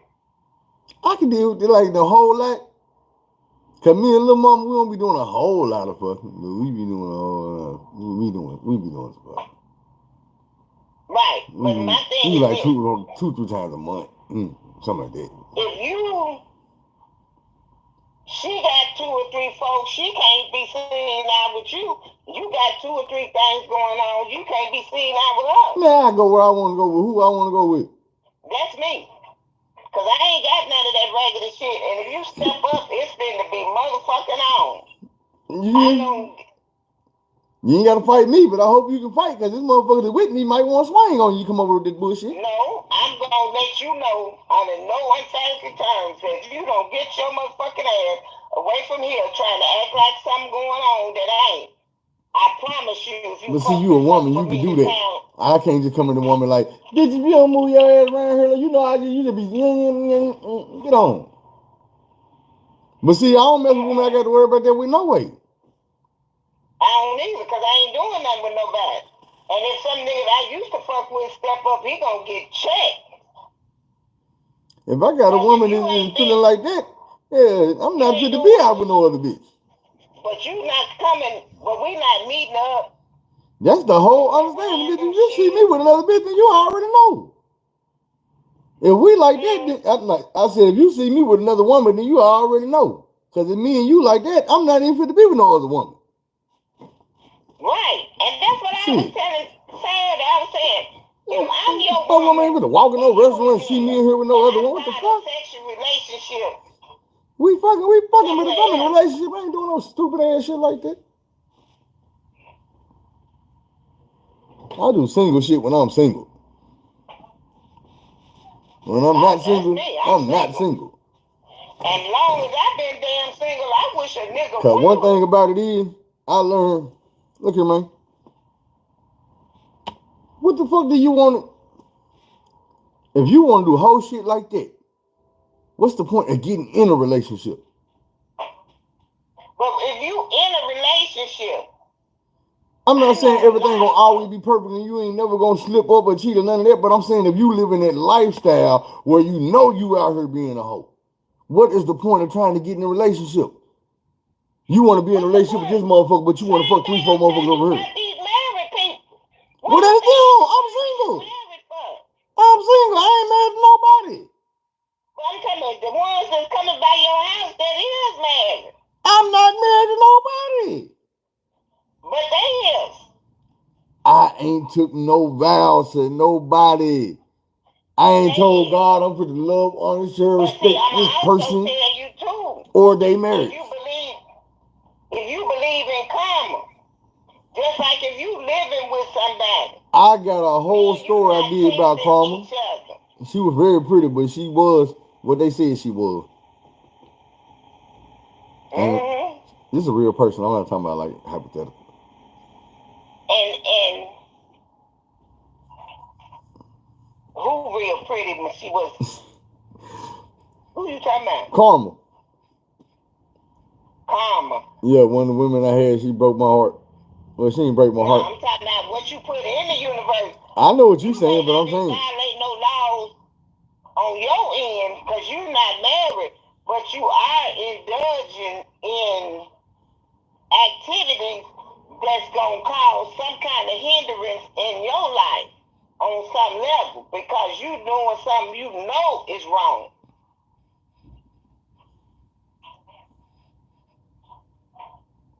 You is wrong. I don't want to be. Somebody wrote that song. Keep on. Gonna go to jail with some gasoline draws on. Damn, jail or hell? Hell, and gonna be burned up. Damn, I thought you said I'm gonna go to jail with some gasoline. I'm like, God damn. Now you going to hell what with the some fuck? gasoline draws on. And be wondering why your relationship's going south, because you out here participating in the going south. You got to straighten your life out. Note to self, no more draws. I said, note to self, no more draws. Commando from here on out. You need to find Don't catch somebody me that's slipping. single like you. I'm trying. Single for real. I'm trying. Like, I'm seriously trying. I would like nothing And other none of than to these be in a motherfuckers wholesome, that's out healthy here in these relationship. streets that's cussing and clowning and acting no fool. You know that ain't. I know. I don't deal with that. Like the one you talking about, can't even. Most people can't even effectively communicate. Like you was talking about, the girl upset. She needed somewhere. She needed to be able to come over there, get in your arms, break down, put her head in your lap, and cry till she couldn't cry no more because she needed a soft. We as women need a soft place to fall, and we don't have that. We have to knuckle up like niggas and just keep on going. And you know what? Like this is what always kept me and her from getting on that level. She is masculine as hell. She pretty. She can be feminine. I guess she got more feminine now, but that masculine energy come out of her with that cussing and tuffing. I got my gun, and I'm like, look. And this is the thing about it. This ain't no hood bitch. This is a corporate bitch. Right. This bitch been Air Force and all that shit. But she has no soft place to fall. Right, but and don't want to be a soft place for nobody else to fall. This is what made me. This is what made me decide to walk away. Different approach. But look, this is what made me walk away from this situation. Something she told me earlier in the first day when she was trying to explain herself to me. She told me she was toxic. So, me being a man, I already know you ain't whatever. That's what women say. But me sitting on this phone getting yelled at and screamed at, and I'm hearing this in my head because they know they got issues and they know they like to start shit and they like to argue and they a problem and they start. That's toxic. Ain't nothing good about toxic. You can be around me 100 years. If you don't start no argument, we ain't gonna have nothing. Right. But what I'm saying is, I had got to that point where that day I came to realize, you know what? That man in the parking lot didn't start no argument with her. Dude was trying to get away from her. She wanted to argue. I didn't start no argument with her. I tried to get away from the argument. She wanted to argue. I was trying to tell you and let me. But that aggression is coming from somewhere. Right. But what the thing is, the way I feel about it in life, so I'm not dealing with it. I don't care where it's coming from. I know you're going through something. I'm not fit to let your problems be my problems. I was willing to help you, but you're not going to let me do that. You want to make your problems my problems. You want to turn this shit toxic. Now we both mad. We both in our feelings. We both yelling and screaming. No, you can yell and scream, but it won't be with me. I'm going through my own shit, and the shit that I'm going through over here, I done found a better way to deal with it than yelling and screaming and cussing, wanting to fight a motherfucker, starting arguing with motherfuckers I don't even know. You know what I'm saying, man? I'm grown. I'm gonna pass this shit. When you meet somebody else, you need to call your friend over there, let me interview her. You got some side niggas? I got 25. Who gonna say yeah?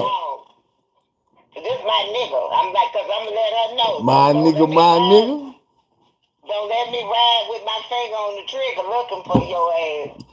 Ride with my finger on the trigger. So, my thing is this. I'm gonna come over there. You got any side niggas? I'm in the baby dad. Is you still fucking them? I mean, and I'm looking straight eyeball. Cause if you look at the flow, you're lying.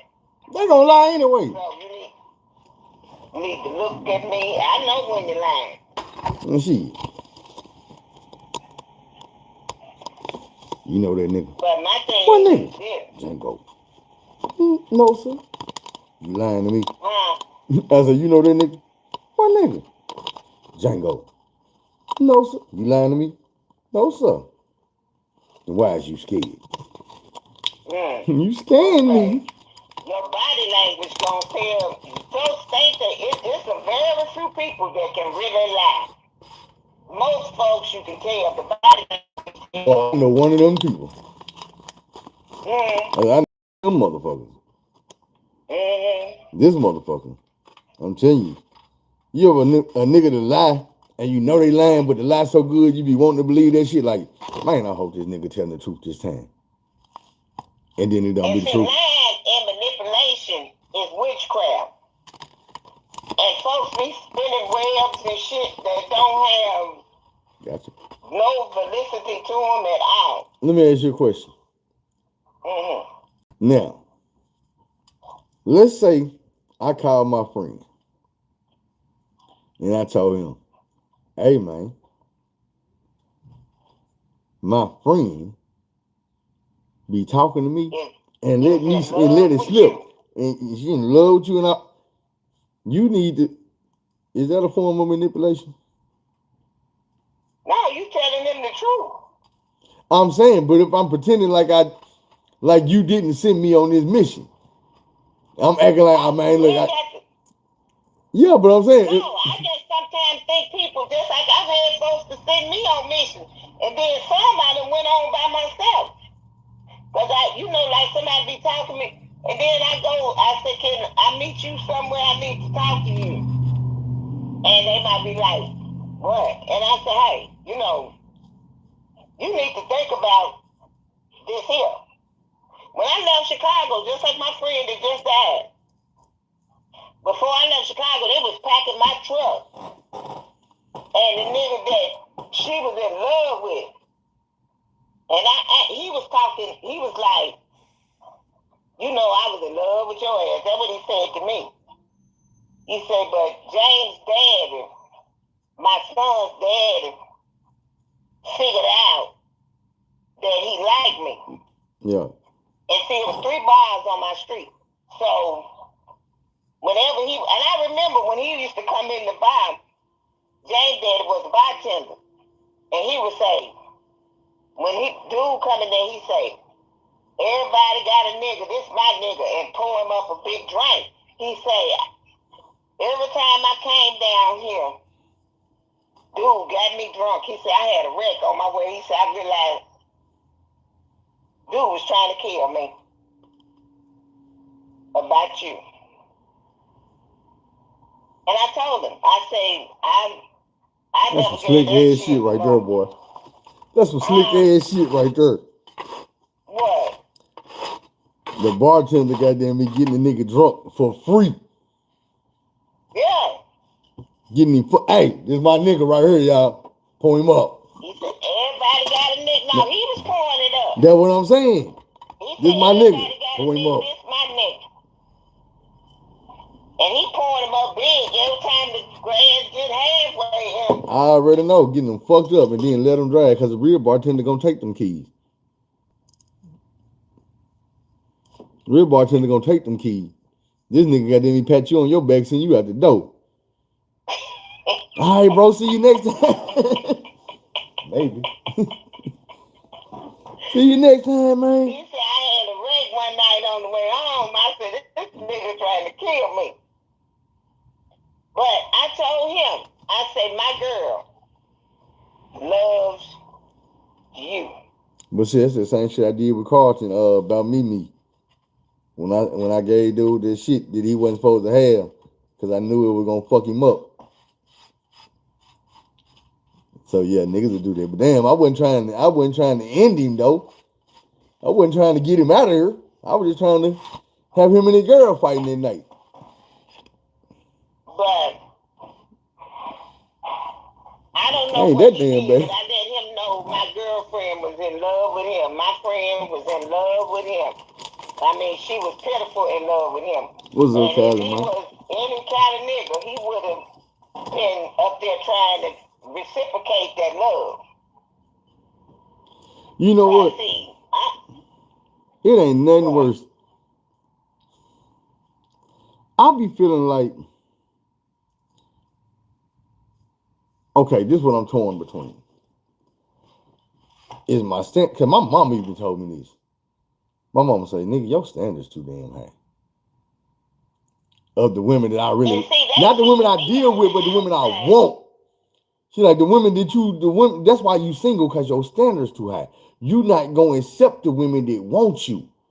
You want what you want, and you ain't gonna take nothing else. You'll fuck with something else, but if it ain't what you want, you ain't getting in a relationship with it. I'm kind of like that too. That's why I'm single. I'm like, that's how you supposed to be, ain't it? But this is what I'm torn between. Is it the fact that my standards is too damn high? I forgot what the other one was. But damn, like fuck. My mama told me that shit. I said, damn. Your mama know you. She do.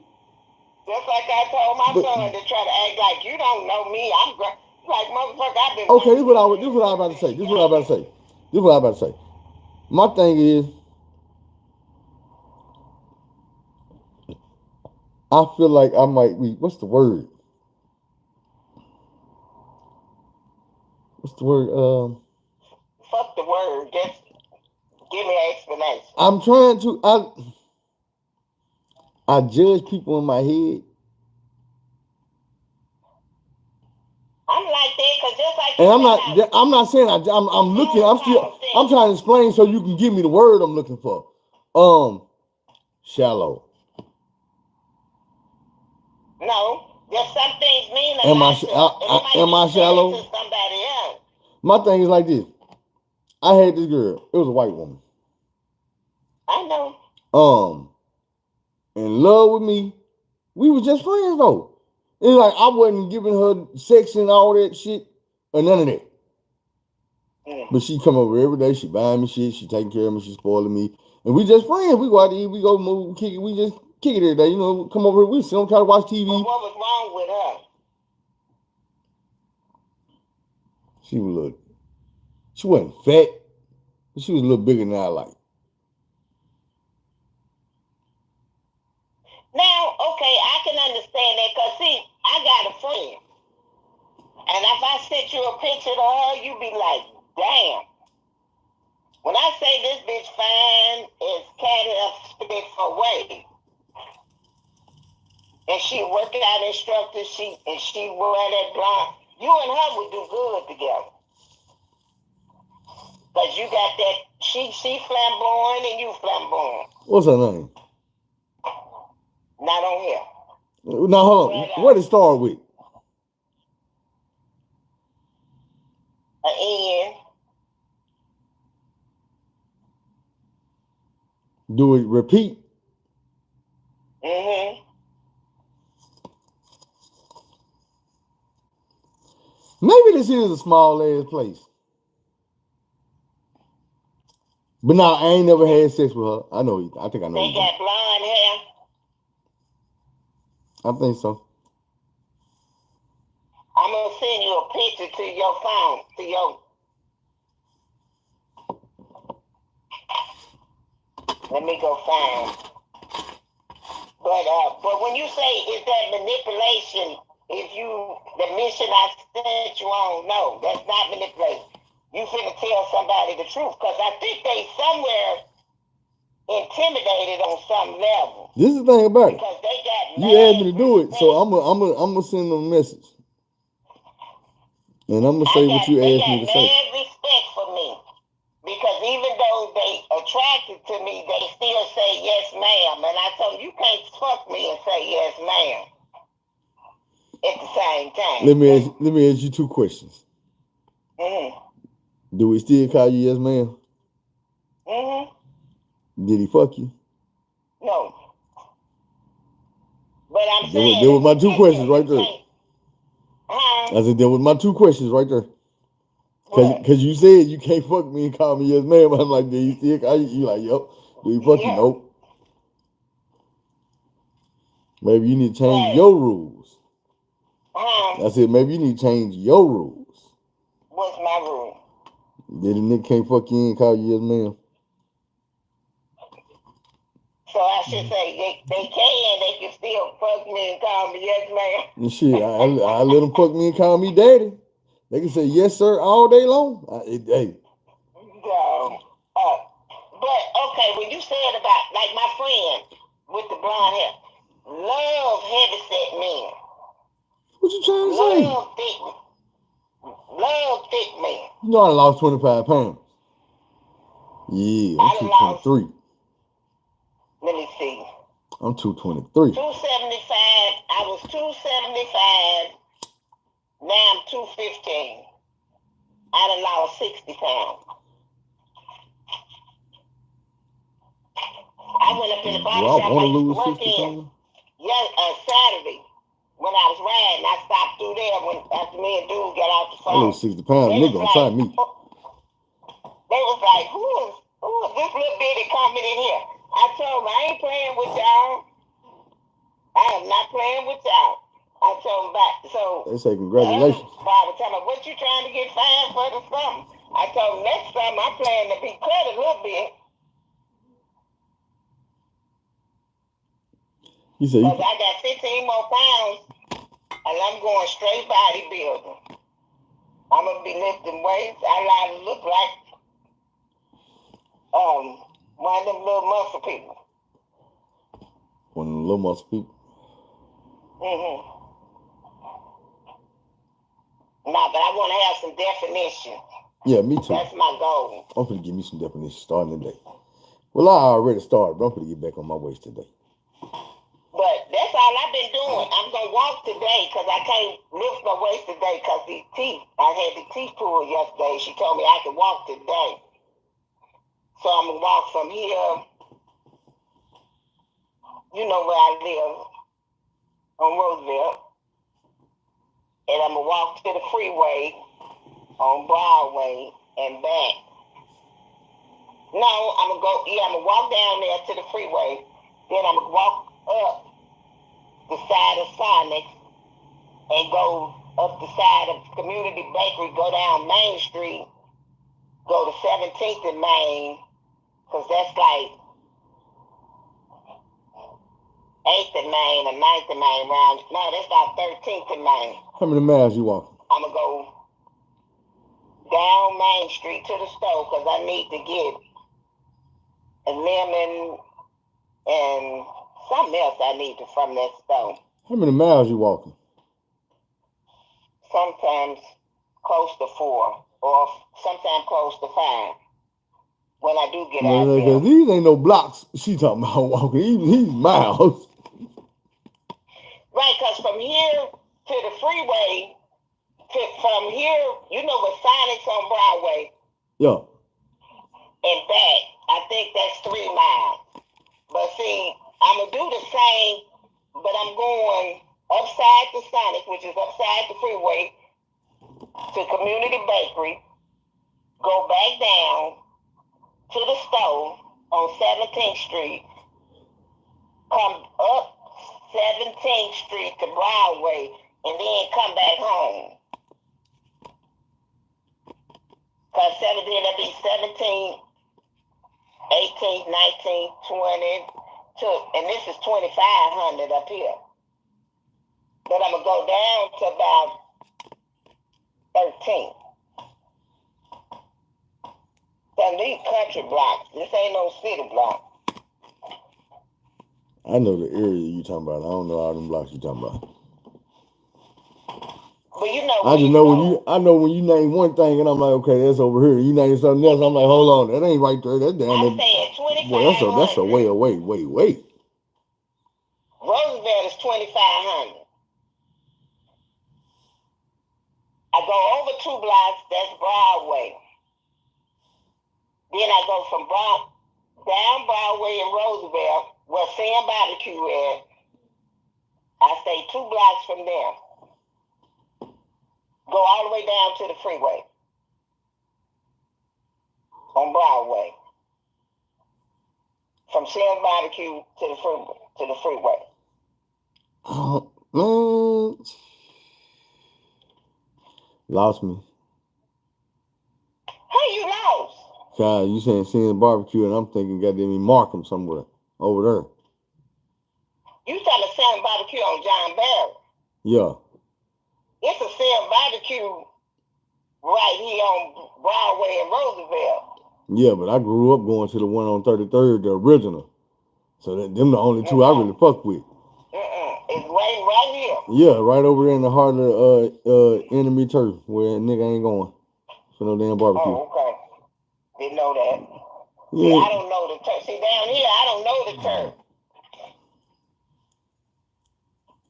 Just like my friend, he's something totally different. He connected to some shit up there that I live, where I live. Right. I mean, it's all that. You know, down here, everything.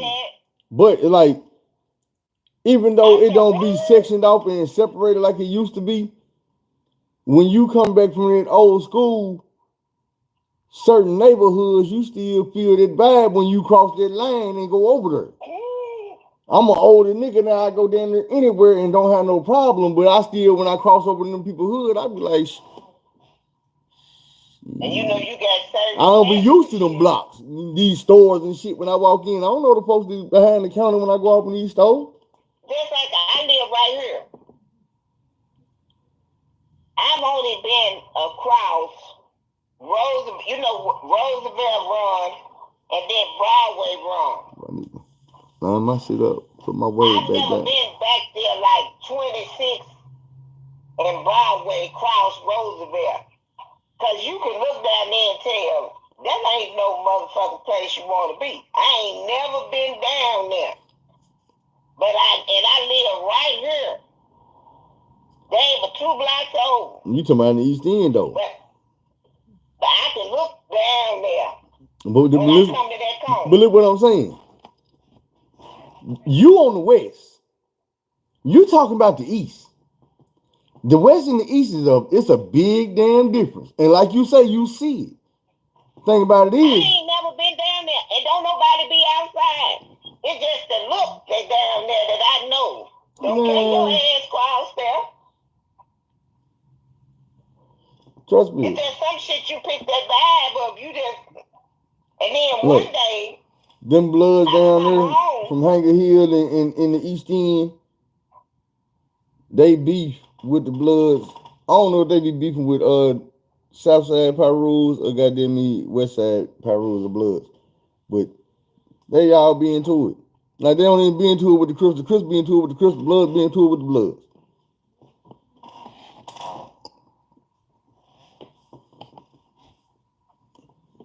But no, I ain't sending you to manipulate him. I'm sending you because I think it's something. I think it's a lump. Just being honest. No, let's do this. Talk to me from a man's perspective. Because that's where the hang-up come in. Okay. Because I had somebody call me the other day from 16 years ago. And the other day they sent me a picture of him. I didn't even respond to him because me and you already talked about that, and I'm not finna entertain dude. That's what I be breaking my shit. That's fucked up. What? Nah, I was showing them my car that I be breaking my shit up with. Oh. But, like you say, he's fishing around from 16 years. See, he one of them people that tried to put me in that damn rotation. And I had to let him know, you gonna stay the fuck off my porch and stay the fuck away from me, because I'm not getting in the rotation. You're not gonna come fuck me at your discretion. That's not finna. I thought we were about to talk about the current dude. Right, but I brought him up for a reason. All right. 3 of his family members, and I told him when we talked, I said, you were in love with me, but that scared you. Those feelings scared you.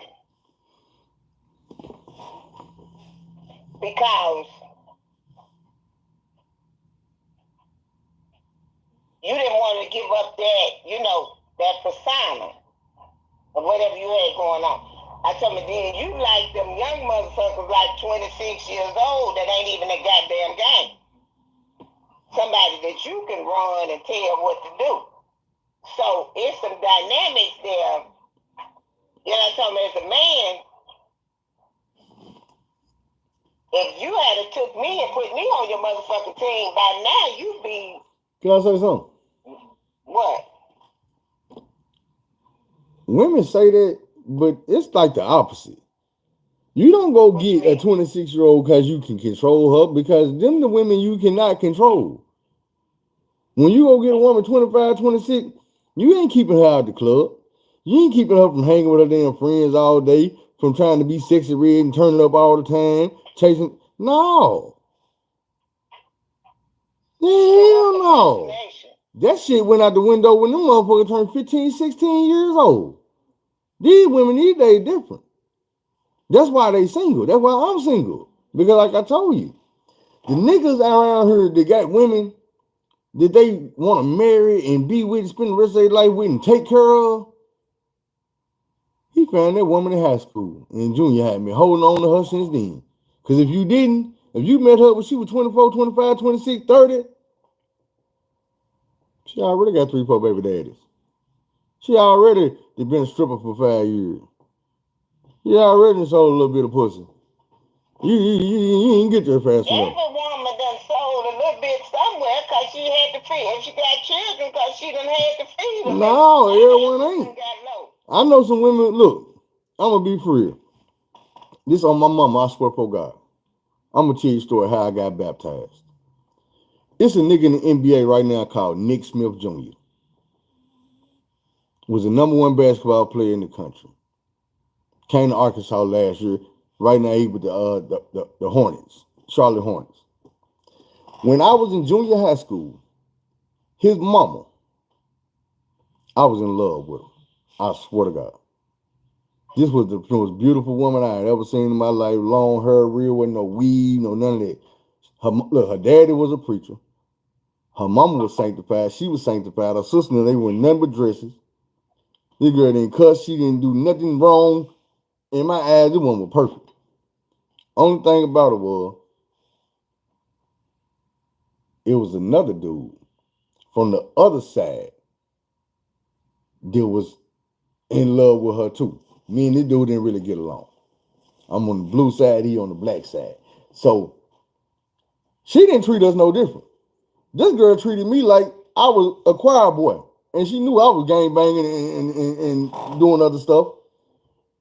So me falling in love with her, I went to her mama one day because her mama was a substitute teacher at the school. She was there all the time.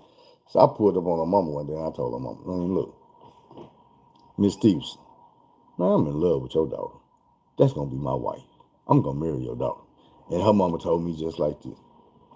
Well, Philip, you know if you're going to marry my daughter, you got to start going to church. You're going to have to give your life to God. You're going to have to get baptized. Man, I swear to God.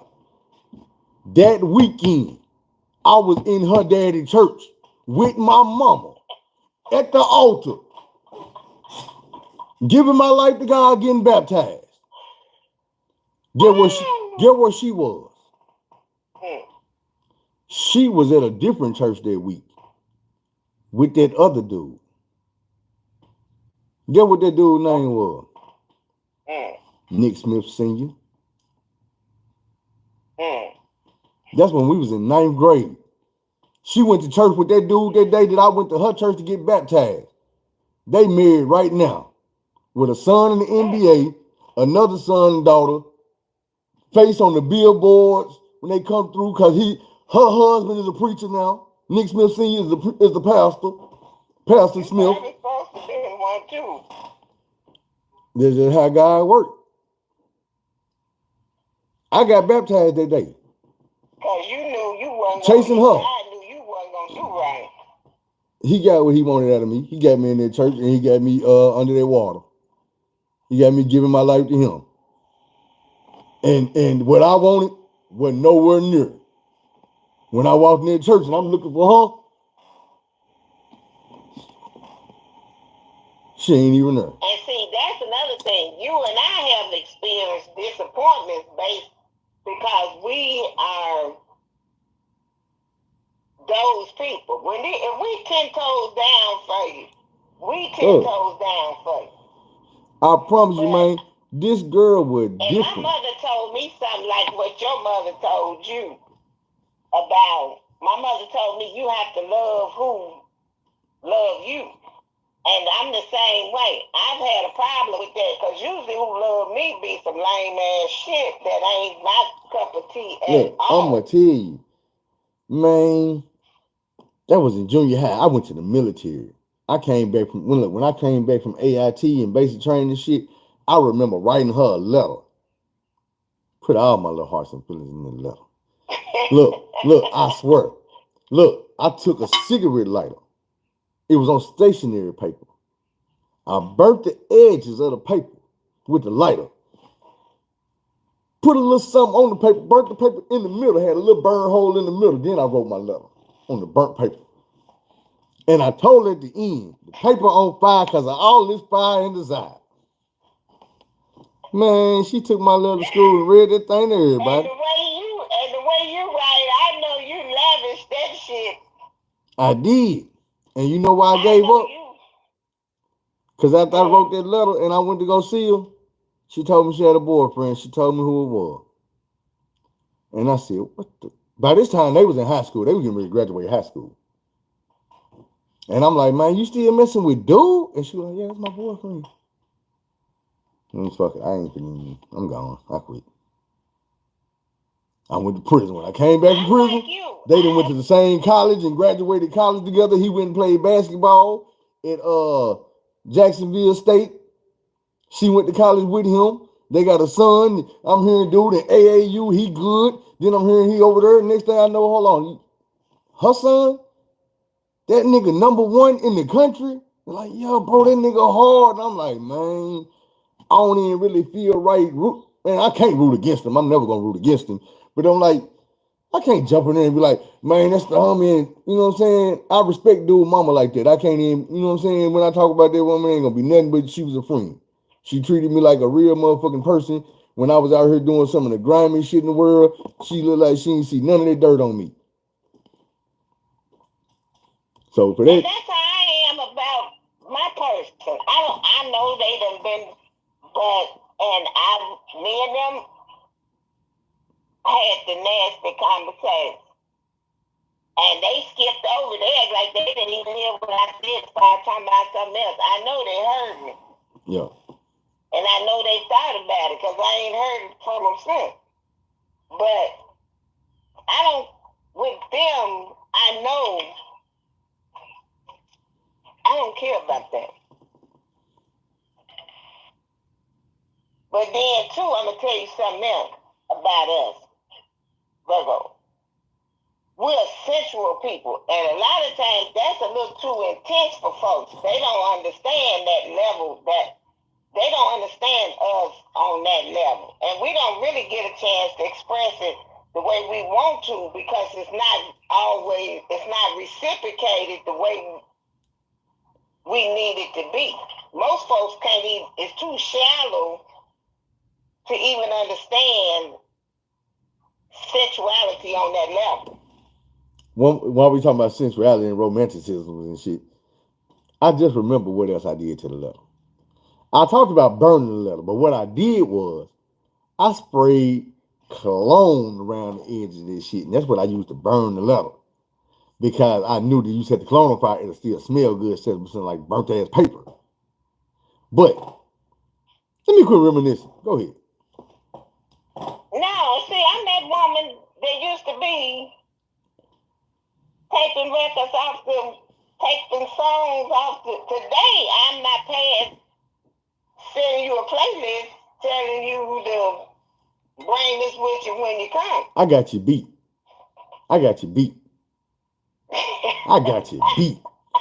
I remember being in elementary school, sitting on the couch 2-3 hours, going through the Sears catalog, thinking, me and my wife gonna have that. We gonna have that. We gonna have this type of bed. These the bed sheets we gonna have. We gonna have these curtains. I'm in elementary school. I'm looking at kids the same size as I am right now, thinking these gonna be my kids when I get grown.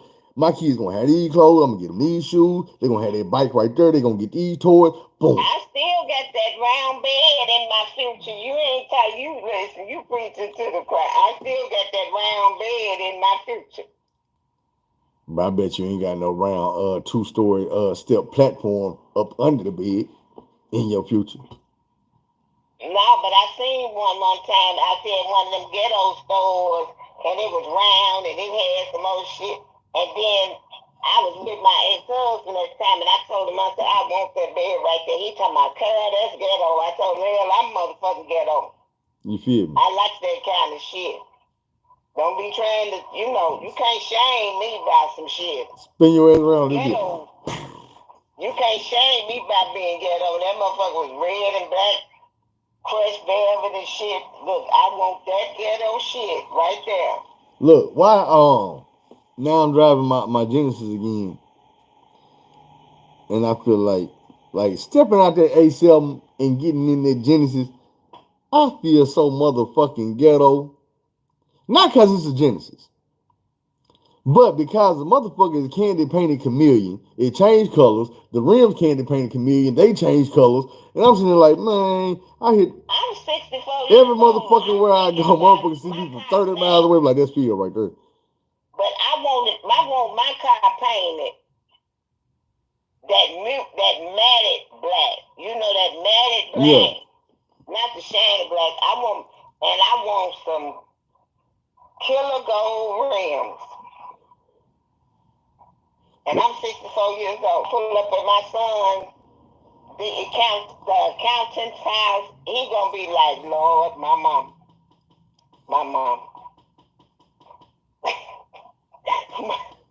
She say, I want my motherfucker. Hold on, watch this. What kind of car is it? An A3 Audi drop top. Oh, you did say you got an Audi too. Mm-hmm. So you telling me? A3 convertible. She said she want to matte black the Audi and put gold rims on that bitch. And I want it trimmed in gold. I want them Audi symbols in gold. Mine black, but the car white, but the grill and shit and the Audi symbol all that black. I want that grill gold. But and I want them rims gold. This gonna fuck you up because you gonna want this probably because we on the ghetto shit. You know the Audi symbol with the 4 O's? Why they got one to say dope? It's a D, the O, the P, and the E is the 4 O's. Okay. And I was like, man, I already got the cocaine white Audi. If I put this shit on my car, the police gonna start pulling me over. Somebody take that grill out that car and paint it gold. And match them rims. And I'm gonna start looking for some rims. Because if I hit a lick, you gonna see me with them on there. Like I say, my son's gonna be like, you know you can go to Rent and Roll and get some gold rims, right? Oh no. It's like, no, nigga, I'm gonna hit a lick. I cash out. No. But get on Facebook and say somebody got some gold rims for sale. I ain't finna right now. Hell, Put it low. I can't buy ice water. Oh. I'm working on it. You know who can? Who? Dude be calling you for the past 16 years. Oh, yeah, he could. I bet he could. But we're not finna do that. He got military money coming in, shit. Yeah. And probably got 100% hey, disability. Look at me. Look at me. Look at me. You looking? You looking? Mm-hmm. So does somebody's husband.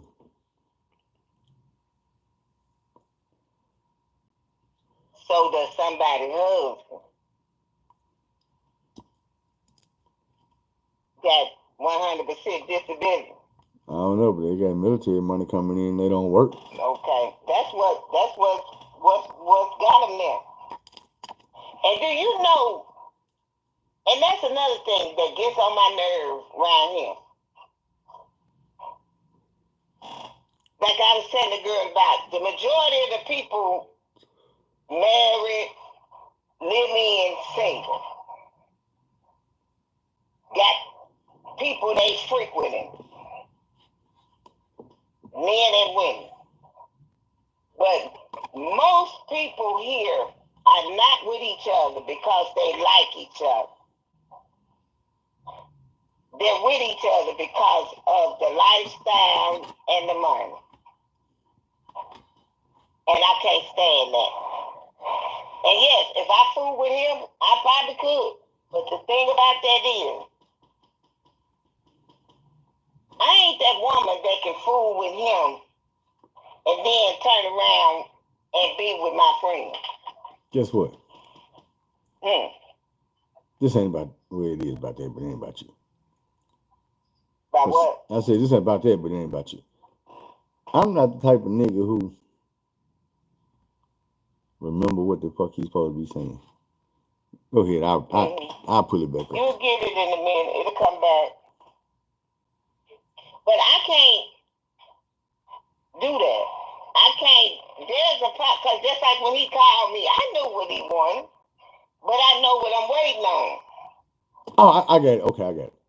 I was gonna say, I know this is what these females be after, but I'm not the nigga that's gonna get them nothing. But I'm also not the nigga who gonna try to get nothing from their head. Like, I'm not gonna use no woman, but at the same time, I'm not gonna let a woman use me either. That's what it was. And I, if I want to do something for you, that's not for money. Because you've been good to me. But I'm not coming in the door. But I'm not, just like, he want to fool around with me. Because I'm not going to have that on my conscience that I'm with this man, but I done been with this man. That's not going to be on my conscience. Just like I was telling him about these men in this complex, this man in the security thing, he said, I ain't never rode in no convertible. And I told the man I would take him ride, knowing good and well I'm not going to put that man in my car.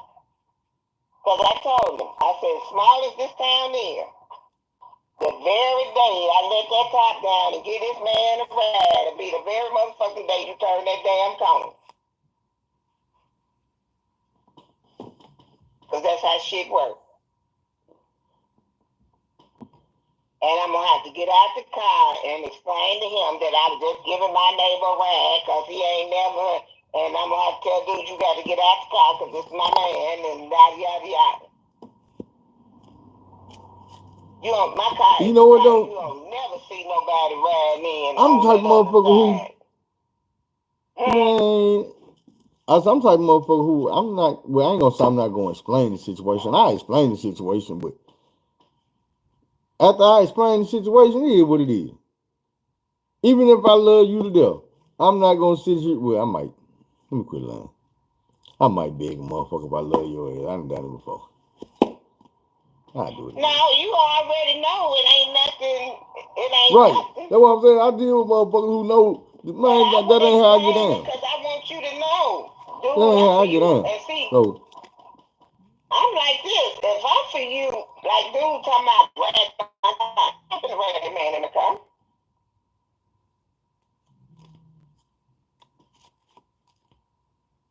During these times with these cell phones and shit, hell no. That's why I tell her last night. I'm like, because she hit me up yesterday. I was chilling with my homeboy now. She was like, I was going to come see you, but you said, man, you could have came over there. Look, I don't have shit I do. I fuck with you, I ain't got to hide you. If you want to pull up where I'm at, just say that. Now, I wouldn't told you to pull up over there because it wasn't safe. I was deep in the trenches. But I would have pulled up and left.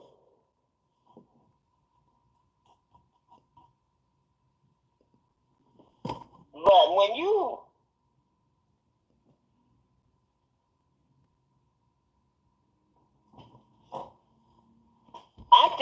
I consciously, it's just some stuff. I ain't never been able to do it like that. My conscience don't let me get out. I'm sure about to ask you, I'm like, so you ain't had no whole days back in the day? Not like that. What yours was like then? You know, we was partying or whatever, might not have no man. But we always had somebody that you made love to. You wasn't making love to all these other people. You always had that one man.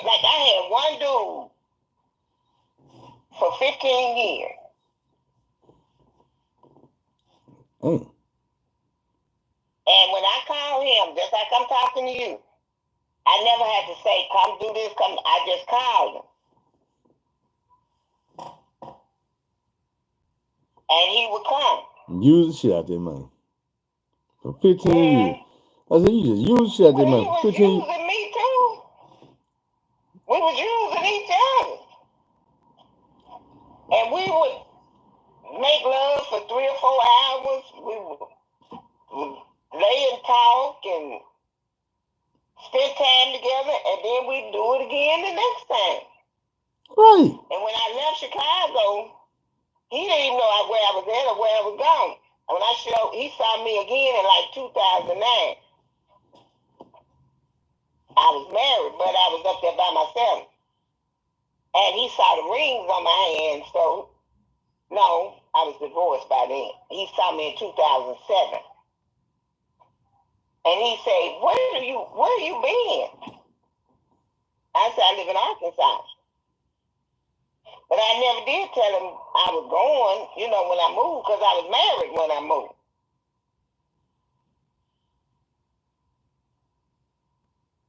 And you don't add one thing to another.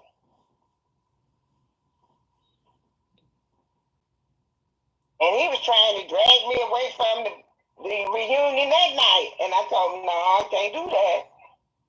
Because I knew what we would end up doing. And my friend that just died, she didn't like him. She never did. And he was light-skinned, tall, fine, all that. You know that friend not liking a nigga be the same friend that end up with the nigga when y'all break up. No, she didn't like him. You got them girlfriends that's real gatekeepers. Yeah. I mean, real gatekeepers. And they'll double back. No, they don't. Not these. Listen, the friend don't never know. The nigga the one that know that your friend double back.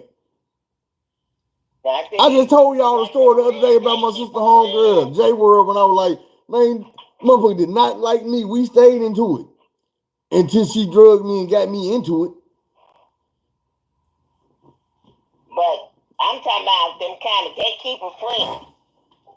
These kind of friends, they mean for real. Yeah. In your presence.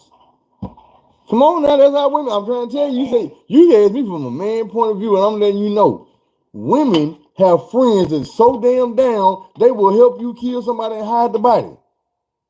And will sleep with your man the next day.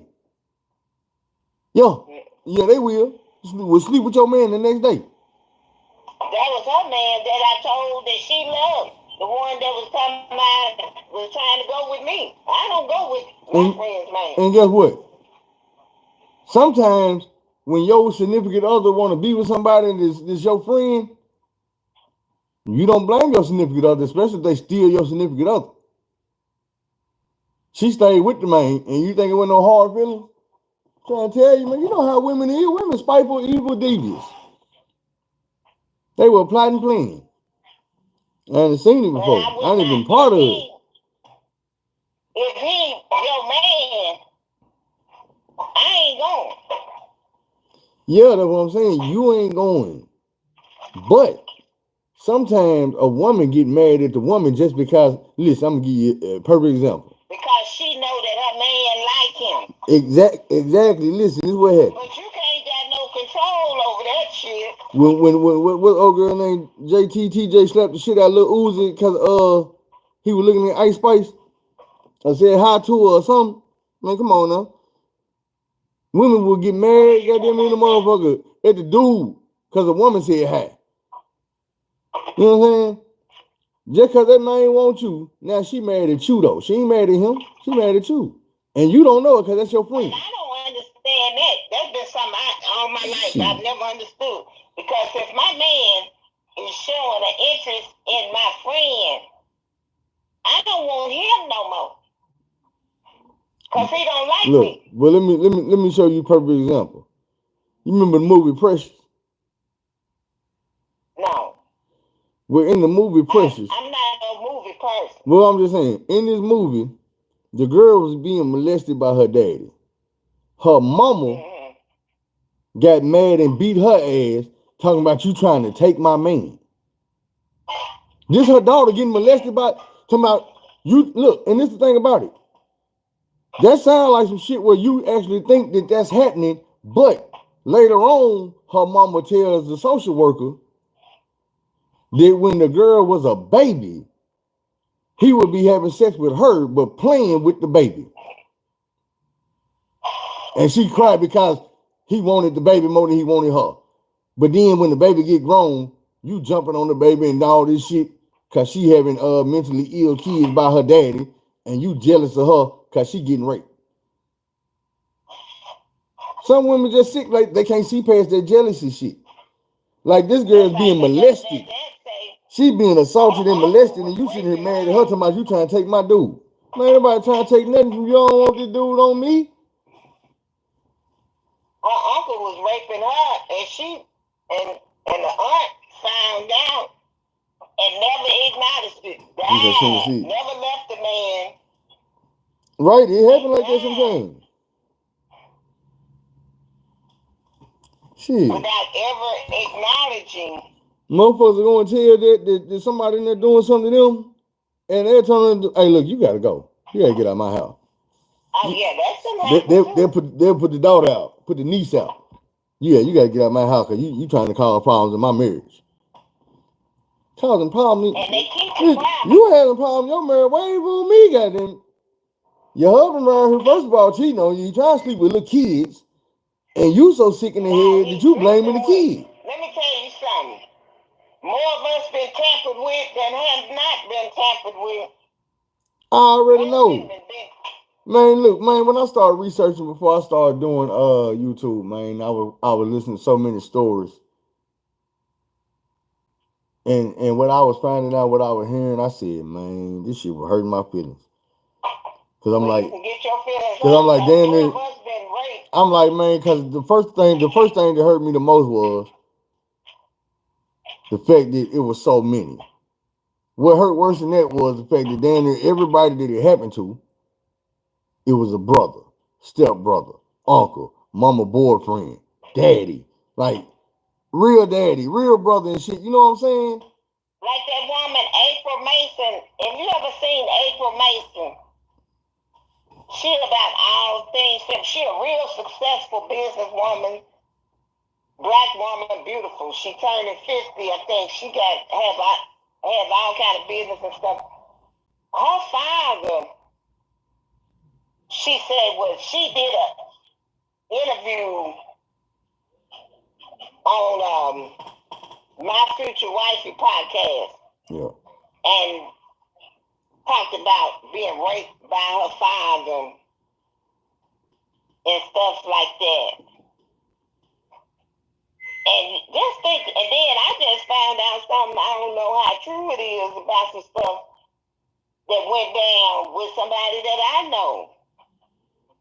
That I just learned was sexually abused by their father. And I mean, that stunned me.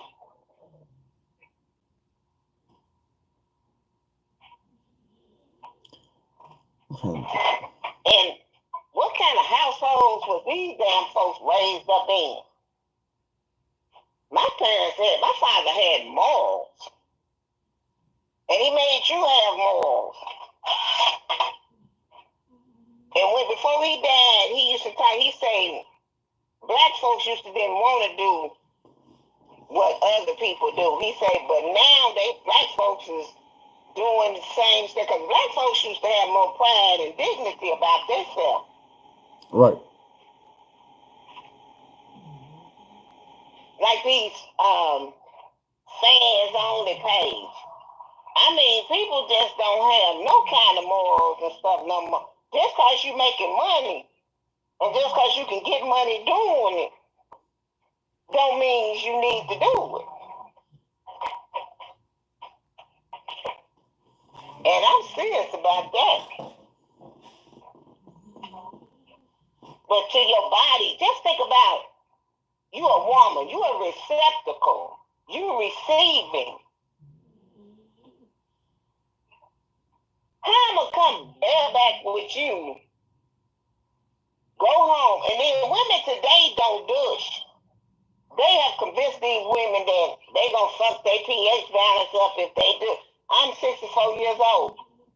I done douched ever since I've been knowing I was supposed to. And my pH ain't off, and I ain't at the doctor's office. And I explained to these young girls, when I do talk to them, when I was coming along, wasn't no trichomonas and chlamydia and no all this different stuff. Now you had syphilis, you had gonorrhea, AIDS come along in the 80s. And so I was here before that shit come along. Now, you got to watch that out. And then on Facebook and different places, I even heard Nick Cannon talk about how women smell. I seen niggas on Facebook talking about how women smell. And you say something to them, they got their minds so twisted up about pH balance and stuff. When they ain't none of them went to science class long enough to know what the fuck a pH balance is. Because when they holler that shit, I did. Okay, but I didn't. But I got enough sense to know. You went to cosmetology school though. Right. That's what I say. I got enough sense to know. Now, science. No, because that's what I learned at barber school. Taught me about the pH balance and how to balance it out and level it out. And right. That's what I'm saying. But I know about it. I got enough knowledge about it to know that it needs to be level for everything to be what's all up right. with it? Now, but you can't let you come in her, then she go home, just wash it. Don't, like we shower. Most people now take showers because you read all kind of crazy shit about baths because folks now want to get on and like, oh, I have never. That's dirty water. That's your dirt that come off of you. And when we were children and come down here in the country, 3 people might bath in that water because there wasn't no running water. But this woman, you come to her, she washes. Yes, the vagina do clean itself. But you done shot that up in there. If it's any in there left, you gonna stink in the morning. I don't care what you wash.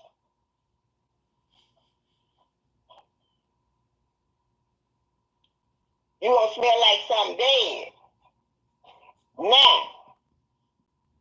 then here the next nigga come, the husband, he barebacking in the same receptacle.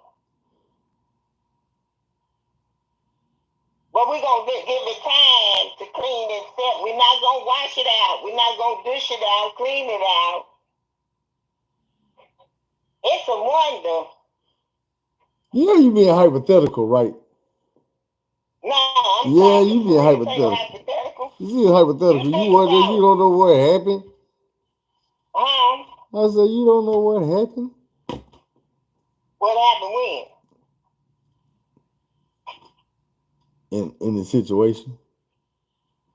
I know this.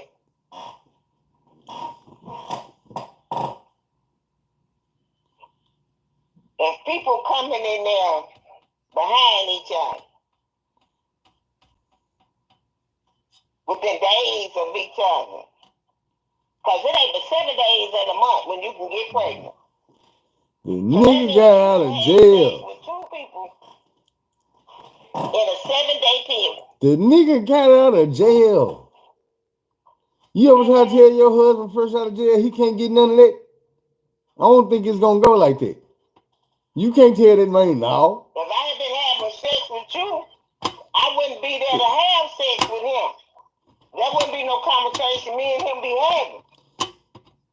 Well, like I said, we had been doing what we do, so look. Anyway, how your day going? Mm-hmm. Did you sleep right? Is your breakfast good? I see you're getting your breakfast in. No, No, I got to take this here. I know. But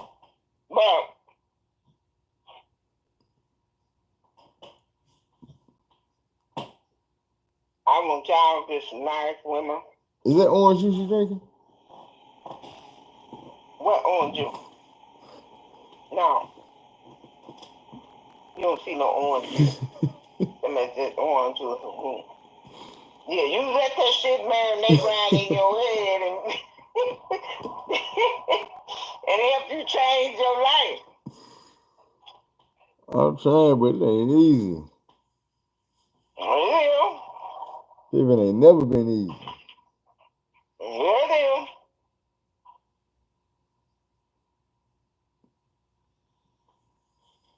Y'all just done fell weak to some shit. Players fuck up. I'm gonna get right. Yeah, you got to work on your, and that's Virgos. We know that. Right. You got to work on your emotional investment. You need to spend some time by yourself on 3 or 4 good days. Just put your weed by the side of the bed.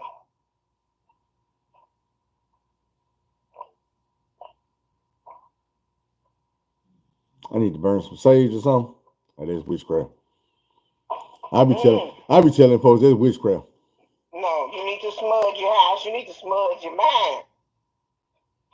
That's what I've been trying to do. All this shit I be spoken. Oh, but I'm gonna tell you, like you was telling about the woman, you said she was a little heavier than you like them. I wish I had this thing that I lost it on Facebook. Some of about big women. Don't underestimate a big woman. I wasn't underestimating it, but if I'm not attracted like that, I'm just not attracted like that. Like I could have really, you know what I'm saying? I could have been dirty. I could have been putting that pipe on her because I know what the pipe gonna do, and I could have been bleeding that bank account, and she want to open up barbershops for me and all this shit. I could have let her do that shit, but I'm like, look, like you say, I know what you want, and I don't want to get it to you.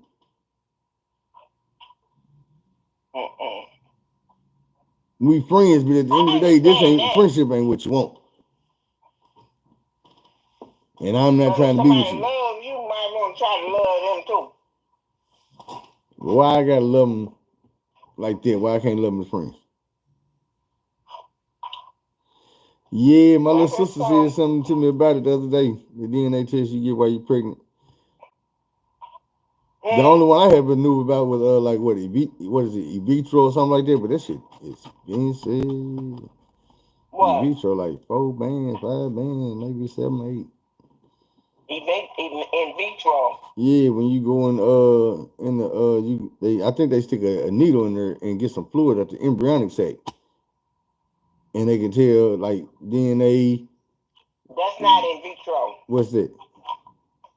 I don't know what it is, but in vitro is when they giving you some kind of hormones trying to get you pregnant. But I don't know what that procedure is called, but they can get some fluid and determine the. You know where I learned about this shit at? Watching Young and the Restless in the Jump. When I remember somebody had got pregnant and they were trying to get their test. Cause they were gonna wait till the baby was born. Dude was like, no, I think it was Victor, cause Victor got their money and their power. So he was like, no, we gonna get that other test. Well, they gonna plug you right now, and they gonna come back and tell me who the father of this baby is, and we gonna know if it's a boy or a girl. We gonna know if this motherfucker gonna be smart or stupid. Everything gonna come out today, and they still got the results switched and fooled my dude.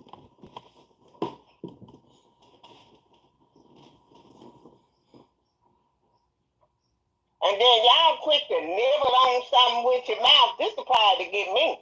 Well, how you know what somebody did with their mouth? How you know what somebody did with their mouth? Do what? I said, how you know what somebody did with their mouth? No, I'm saying folks quick to nibble with their mouth. But say folks, don't say y'all. You said y'all like you talking about me and her. I'm like, how you know we did something like that? You might not have. We might not be doing that type of stuff. We might have some understanding around here. But know this. What's up? What you talking about, Willis? If you do, never with your mouth. Why would I do that? Do you know it's another dude in the picture? That's what I'm talking about. Well, no. Look here. If I can go without eating red meat, without eating bread, I don't eat no potatoes, I don't drink no soda. You think I'm a... Hold on there. There's a lot of things I cut out my diet already. I don't need to eat that. I can wait till I can find me some nice wholesome vegan. Ain't had no beef in it. Some cream. I give me some vegan cat, ain't had no beef in it. And then these folks, ain't had no meat in it. And I ain't never went to get one, so I need to go get one before I really give an opinion. But I don't see myself doing that. Go get a what? Them Yonis things, where they go sit over them pots. Well, if you don't get you a dish bag and clean that thing out, go sit over a damn pot. Man, y'all know how y'all like that hot water on y'all. You know that's what it be. It be the steam. New shit. Listen, it ain't the clean. They don't even sell. Let me tell you something. To make sure these folks don't get no dish, they don't even sell them no more. You can find them, but it's a task. These busy country, they know how to mix vinegar and water. You better go buy you one of them buy you a little bag you used to hang up in the bathroom when you was a kid. They don't even sell them no more, baby. You can't even find. You can find it. Yeah, go online and get that motherfucker on eBay. Then you have to go eBay. Little bag squat. And somebody got some back in their garage that you hope ain't riding. Now you talking about the like the little thing with the squeeze with the nozzle on it, the big one. You ain't talking about the disposable. You can't find them. Mama had one and I remember this shit. The fuck is it? Look like one of them big ass things you get the boogers out the baby nose with. No, they still sell them but like I say, I had to find it. When one of them go bad, trying to find another, it's best to buy two. Cause if you go trying to find one, it gets a little serious. And clean your shit with a water gun. You need to get in a tub, and you need to get in a tub and wash yourself, and there's some water to get up in there, and you need to keep a dish bag. What about the squirt nozzle? You need that squirt nozzle to clean something out. Something needs to be clean, but you need that nozzle on that thing to get up in there and get all in them crevices and shit, get all that like out. A pressure washer. Yeah. You need something gonna get all that. What's up, Tank? Good morning. Any that's left behind gonna cause an odor. We call that duck butter. What's duck butter? The shit that's left behind. Oh, okay.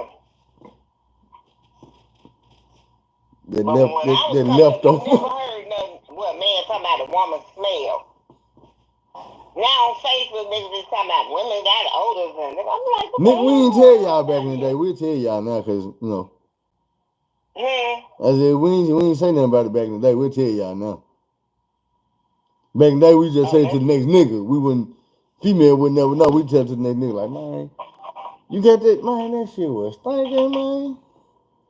You heard what Miska say. You can pull them drawers to the side and smell that funky puss stomp.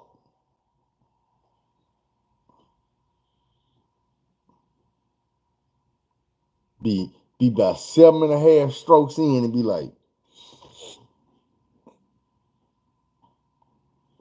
damn, but it's too late. You already in there. Oh, hell no. Hell no. Oh, shit. My phone ringing. Oh. Hey, I gotta go, man. My brother say he got a flat tire on the highway. Okay, bitch.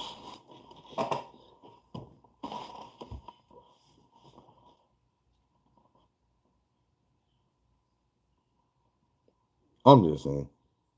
Terrible. Terrible. Every man then been up in something, and then he was like, "Ooh, damn,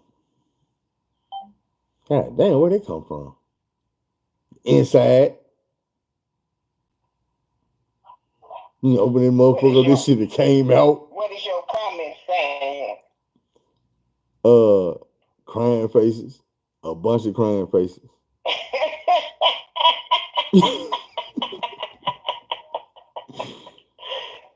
Ooh, shit. Ooh, you in that spinning. What's up, Chris? Ooh, shit. All I see is a bunch of crying faces. Everybody crying. Laugh. Somebody said the janky cat. Pay janky, that's a stanky cat. They creep up on you. Look, you over there wiping tears out your ass. That's how you be when that shit hit your ass. You be crying back there like, God damn. And it's the worst part about it. When it hits you, it's best to be in that doggy style position so she don't see their face. Because if you be in one of those situations where you be face to face and that smell come up from the middle and it hit both y'all at the same time, and you be looking at her like, and she be looking at you like, nah, bitch, you smell that shit. It be different when I'm back here and this shit just coming up, hitting me, and you up here acting like, I hope you don't smell that. Bitch, you know I smell that. The motherfuckers outside smell this shit. They gonna be talking about me when you leave. I'm gonna have to talk about you first. I'm gonna have to slide up there and play it off like, man, y'all see little mama, she was fine, man, but that pussy, man, I told you, bro. I told you when she left up out of there, I smelled this. That's the worst part. When you smell some pussy that you ain't even had. It's just around you and you like, what the fuck? I know that ain't you. Sitting around here smelling like hot garbage. Marinating. But if you have sex with two men in the same week. Now we ain't gonna get on that. We over there right now because you to beat that one. You to beat that one down. I'm taking that personal. But look, you take it personal. Me and my homeboy one night, we was in the hood. I'm gonna tell you this story. We was in the hood. I don't know how it happened. We ended up spending the night at my other homeboy, my white homeboy, sister house. So, for all this time, like she had just moved out. We ain't like, I don't even know how we stumbled up on her, but I ended up at her crib, me and my homeboy. She let us spend the night. Now my homeboy, sister stayed in the same apartment. We were going to her crib, but she wouldn't let us in. It was too late. I don't remember. I don't think she would get up or whatever it was. But we ended up on this floor. Me, him, and Raylene. Now, for some reason, during the night, I didn't get the rubbing and touching on Raylene. She awake. She know what's going on. I'm over here playing with this thing. She over here biting her lip and making these noise. I'm looking trying to make sure this nigga ain't wake up, but I'm over here. Tell me why. The next morning, I must have rolled over. And my motherfucking hand smelled like death. Oh, shit. We get to my homeboy house. We finally get to his sister house. She let us in. This motherfucker in the back of the house, I remember this day like it was this morning, Miss Carol. She was bumping Genuine, the first album. This is the first time I had heard this song. She was bumping that album. She was cleaning up. And she was like, what's one of you motherfuckers been playing us some stinking ass, nasty ass pussy like that? And I'm like, huh? She like, nigga, you done brought that bitch funky ass pussy up in here. That shit stink. I can smell it. Look, the bitch came in the room. She was in the back room cleaning up, vacuuming shit while she screaming all this. We in the living room. And I'm looking at him like, nigga, what the fuck? Man, she came up front of us. Nigga, you. It's just me and him. She looking at me like, nigga, you. Need to get in the shower. No, she talking about, she smelled, she knew it was my hand. She walked up, she knew it was me. Then she walked up on me. She was like, nigga, your motherfucking hands. Man, bitch had me in there washing dishes and shit. putting bleach all in the dish. What you need to watch your motherfucking hand and watch them goddamn. And you know, I'm like, my son talked to me about it like that. He said, "Mama, you got a nose like a dog." Somebody said, I can walk in my hunted that house shit down and tell you where something rotten at. Now look, I can open that door. I'm gonna tell you something else happened today. I probably told y'all about way long time ago. I told y'all about my home because it's the homeboy that I fell out with when he started making a little money. So check it out. That same day, I walk out. Well, no, I'm still at his sister's house washing dishes. She done left. He went to do something. This nigga come running back in the house. Hey, cuz, come on, cuz. I'm like, what's up? He like, man, our Loke's in trouble. We shoot out the back door. Now, this time, we like in junior high school. The niggas that we fit to run up on her, these niggas grown as fuck. These niggas 20 down to 30 years old. I'm like 16. When I tell you, it's two niggas that we fuck with, but they're a little bit older in a car. But they surrounded by like 10 niggas, just older, just from the other side. So me and this nigga, I'm not knowing what's around this corner, and I come hot till and run around this motherfucking corner. Then you gotta think about it like this. This nigga big in a motherfucker. Like right now, this nigga like 6'4", 300 pounds, and I ain't talking about no fat. I'm a muscle bound ass motherfucker, fingers this motherfucking thick.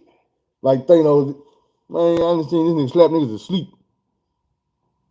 I was gonna bust him up with everything in this motherfucking in the barbershop that day he got into it with me though. And nigga, you was disrespectful. I'm gonna run these clippers across your goddamn face. Shit. But man, we come around the goddamn corner, all these big ass grown ass niggas. And that's when I learned. Nigga, I ain't no bitch. Man, we finna fight all these niggas. They turn around laughing. Oh, these niggas gonna help y'all? Nigga, you got me fucked up.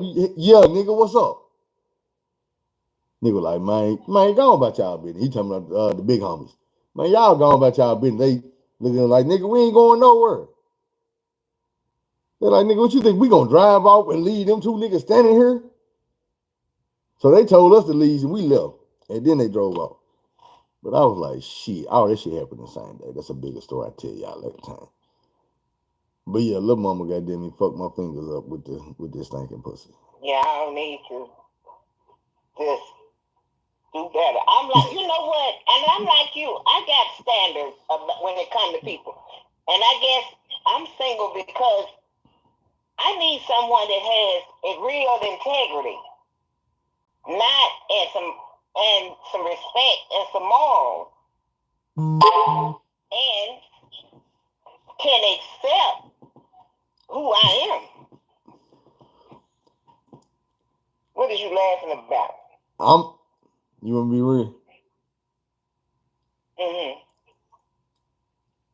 Not to put you on blast. And I'm not saying you lying about everything you just said. But at the end of the day, because you don't want nothing but a hood nigga. Yeah, I love them. If you ain't been to jail and ain't been in some fights and shit, we can't talk about it. And got that hustle in your heart, that mad hustle, because that's what lights my fire. I don't know about that. My nigga. And I like them kind of songs. And I'm 64 years old. And I can act as dignified, and then when the right situation, I can talk with the president. But what the bottom line is, that's what I like. That ain't gonna change. What's your favorite song right now? CeeLo, I be around. That's old though. I like that. That's my newest song. But let me see. That song old. Now I don't like. I'm gonna tell you. I like that little girl that sing "Women Are Players Too." I don't like Cardi B. And I like the way I like Cardi B. Why you don't like Cardi? No, I don't like her music. But but I like her style. I like her she ghetto just like me. And she put it out there. She ain't no punk.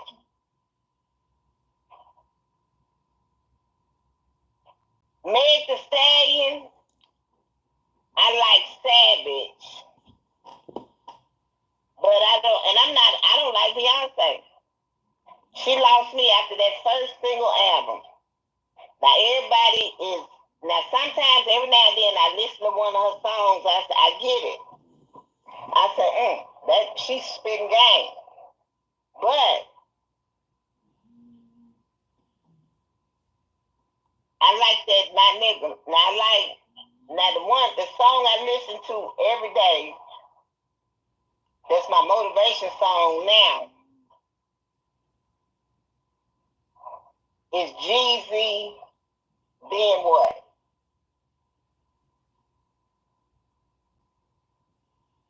I'm going to stack the rest of the yams at my auntie house. That's my jam.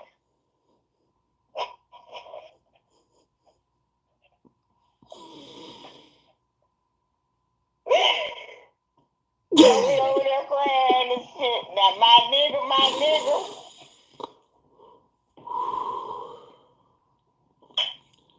I'm just looking at the time because I'm gonna have to come back and see this shit. What?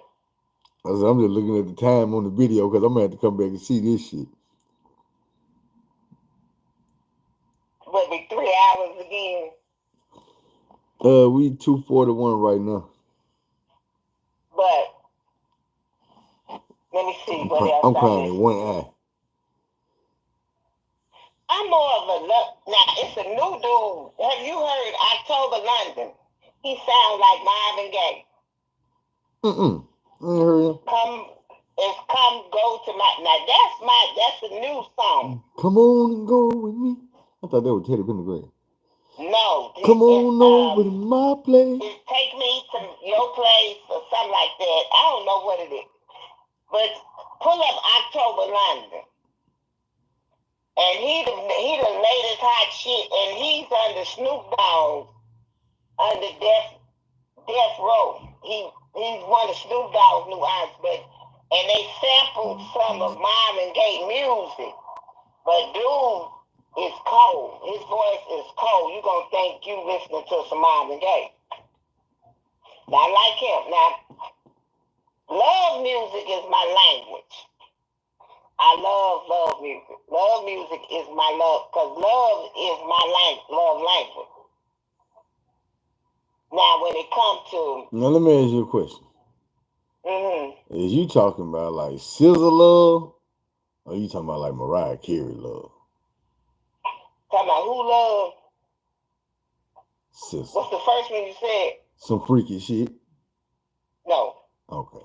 I'm talking about Will Downing, Luther. What Will Downing sing? He got this song called Anything. He got a lot of songs. Give me the hit, the one I know. Give me the one I know. This one, I like the one I like the most. It's two.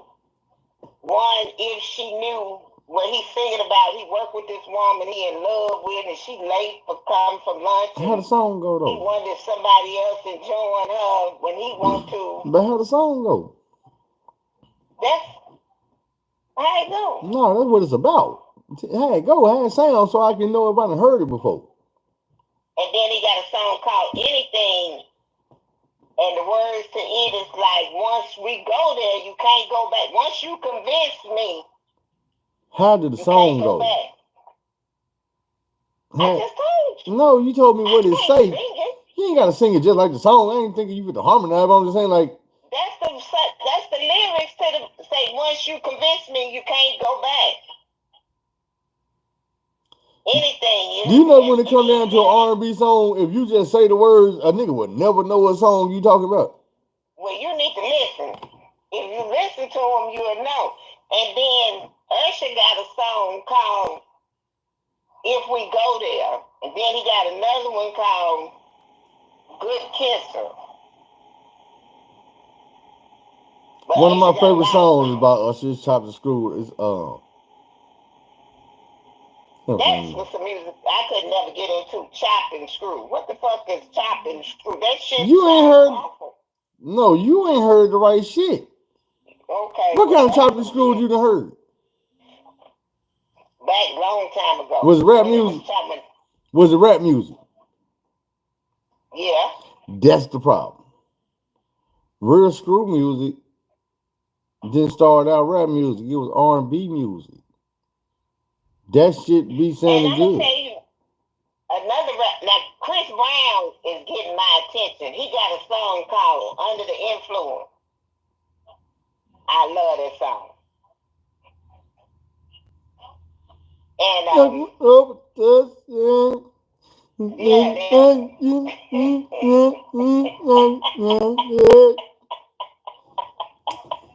And yeah, that's my shit too.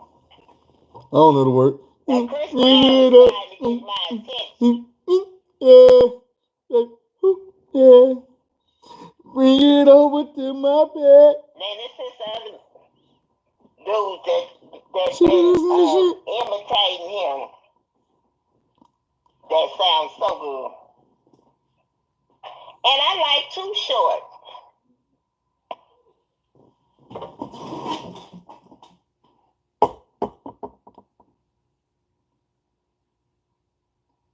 Funeral gonna be Friday, y'all. I'm dead. I say the funeral gonna be Friday. I'm dead. What? When I said Too Short. I can just see you bumping in the drop coming down. Blow the whistle. She got it loud. Got it loud. No, And folks be looking. but what type of Too Short are you talking about? Because there's a bunch of different Too. Is you talking about like blowjob Betty Too Short, cocktail Too Short? You talking about like blow the whistle Too Short? I'm playing Blow the Whistle. See what I'm saying? That's a whole different Too Short. Blow the whistle. He be trying some pimp stuff. But when I'm at the stop sign, folks looking at me like. But you know what though? At a light. One of my favorite albums of all time, when I say one of the best rap albums ever made, is Too Short Getting It. That whole album. The whole album. If you ain't never listened to that album, go get that album. It's different than everything he ever put out. It ain't just one of his best. That is one of the best albums of all time. Every last song on there is deep as hell. I'm telling you that my best one. The motivation song, the song Getting It, that song right there, man, I probably listen to that song early in the morning. It's time to go get some money. It's time to go hustle. It's time to make a change. It's time to do better. It's time to be better. Juvenile got some songs that make me feel like that. Especially when they was, it's one of them, and I ain't been able to find it. What dude straight give you the game is on that with the cash month, with the bling bling. I remember I was cleaning up one day and I was listening to that CD, and dude straight gave you the hustle game. So you talking about it's on BG, Chopper City in the Ghetto? It's on what? It's BG, Chopper City in the Ghetto. That's the album Bling Bling on. BG, because I have not been able to find that song. What are he saying in the song? He just tell you how to get it. I'm going to tell you though, if you want the game from BG, All on You, Volume 1 and 2. Boy, that's BG right there. Them two albums. But T.I., when I was at my lowest, I know, and that's when CDs were the thing. I bet I bought that CD 4 times. I was in prison when T.I. was doing this thing at first. So all I was hearing was the singles, the hits, Motivation motivation, and ASAP, and that type of shit. I can rap every song. I was 47 years old. I listened to that CD every day. What's your favorite T.I. song? A year. What's your favorite T.I. song? Motivation. There you go. The part is motivation. The part I like about it, he say, I got the heart. I don't know how tall he is. I know you're a little man. He said, I got the heart of a 6'4" nigga. But that song, the way he talked, I was at my lowest. I was broke. I'm talking about mint and buttons in my pocket. Nothing. Didn't know where nothing was coming from. Scared shitless. We lay in your bed at night and wonder what the fuck gonna happen to me. And ain't nobody coming to save you. Ain't nobody even trying to help. Niggas trying to fuck, but they ain't trying to help. And I had that drop like that for about 5 years. There wasn't nothing coming my way. I had a family. But I listened to that motherfucking song. I listened to that whole CD. Where he say about him and his chick just go get a chick and all that shit. I done listened to that. I bet you put that motherfucker on, I probably could do a whole goddamn concert. You be like, Miss Curl ain't got no business knowing the words to all this shit.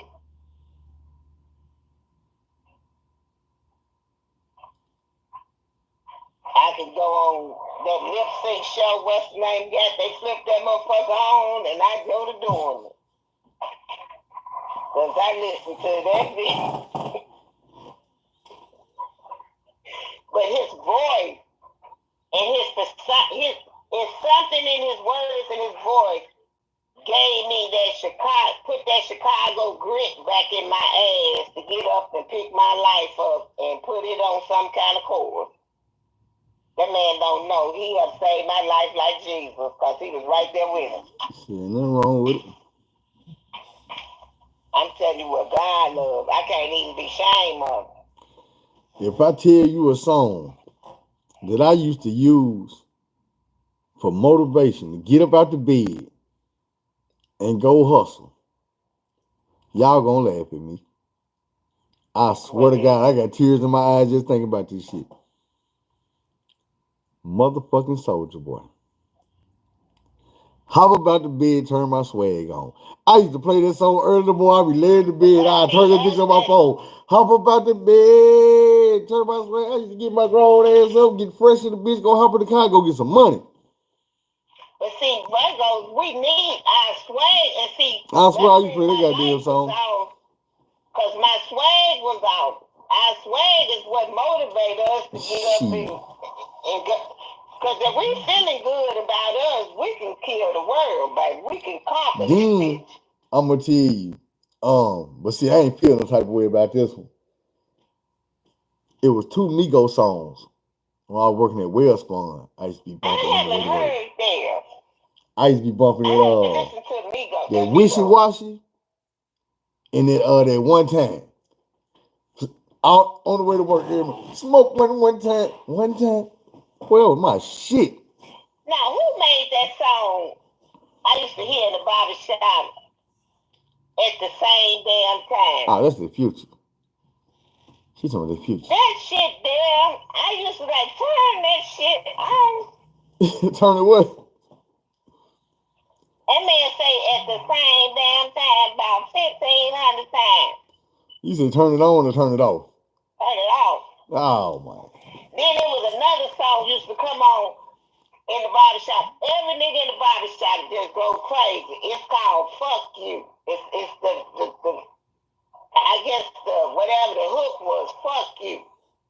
And every nigga in the barbershop, when they came to that part, they be like, fuck you. I'm like, what is wrong with them? They be going out. I wonder if she's talking about the locks. That's about the only song I can think about. When it like, I don't know who made that song, but fuck whenever it you. would come on, Fuck you. fuck Damn, you. is it Yo Gotti? Yeah. Yo Gotti got a fuck you song? How did, damn. Big Sean Man, they E40. would go. Every nigga is. Oh I yeah, mean, fuck even you. niggas. Fuck you. Even niggas with suit and I don't really ties, like them. bow ties on. Be sitting there all dignified, bow tie on. Let that fuck you song come on. Them niggas start singing. I'm like, what is it? How it go? How it go? I don't know. Cause they over here trying to guess and see who it is.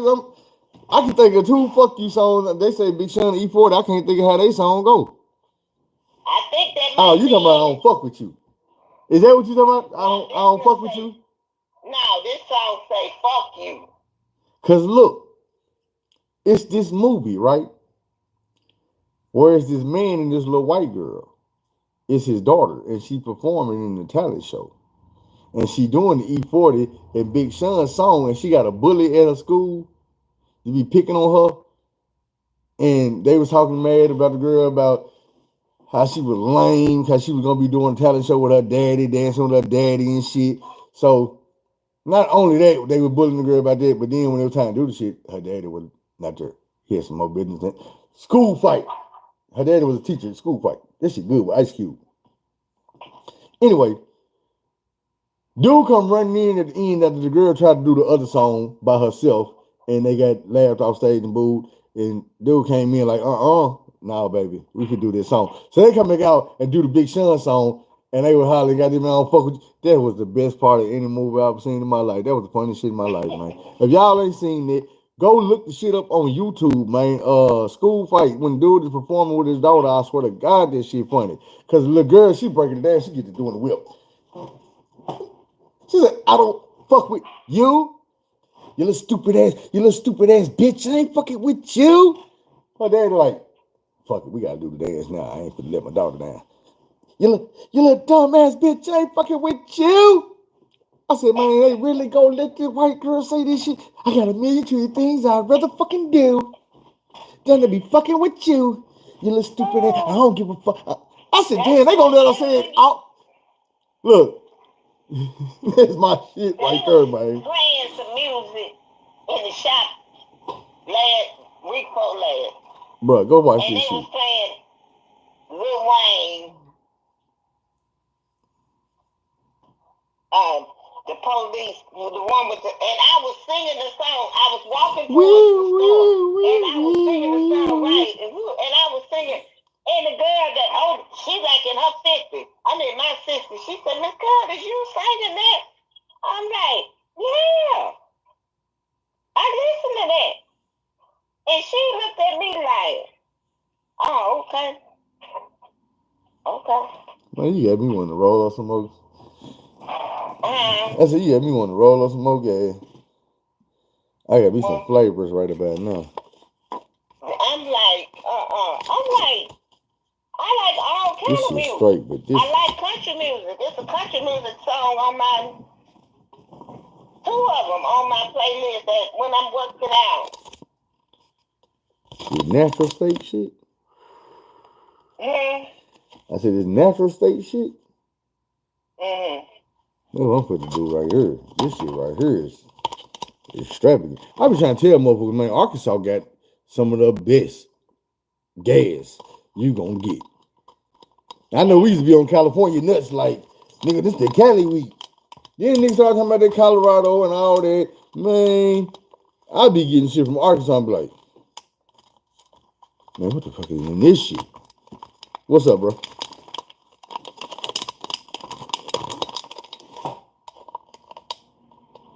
If I can keep my post-traumatic stress at a minimum, and I'm not reacting and responding to no noises and shit, I'm good. Well, I ain't good. Because when you've been raised up in a war-like environment, what is they doing? Out here beating this mattress with a rake or something. The fuck is they doing? Oh, man, they broke. They trying to get the bed bugs out without, you can't do that. Without touching it. No, they think you can't beat no bed bugs out of goddamn mattress. I'm wondering what is they doing because there's two mattresses back here, and I'm wondering they don't Yeah, normally let people put no mattresses thing back here. probably a mattress in a box one. Because I think they loaned it to take it somewhere, and they trying to take it without touching it. I think it do have Now, some bugs I'm on gonna it, answer but this that man is question, dragging that and then I'm gonna let mattress Miss with the Kerr ring. answer the question. Miss Kerr, somebody asked the question. I'm gonna tell you what the question is. I'm gonna answer it first, then I want you to answer. He said, if you fuck with a female and she leaves something at your house, what that mean?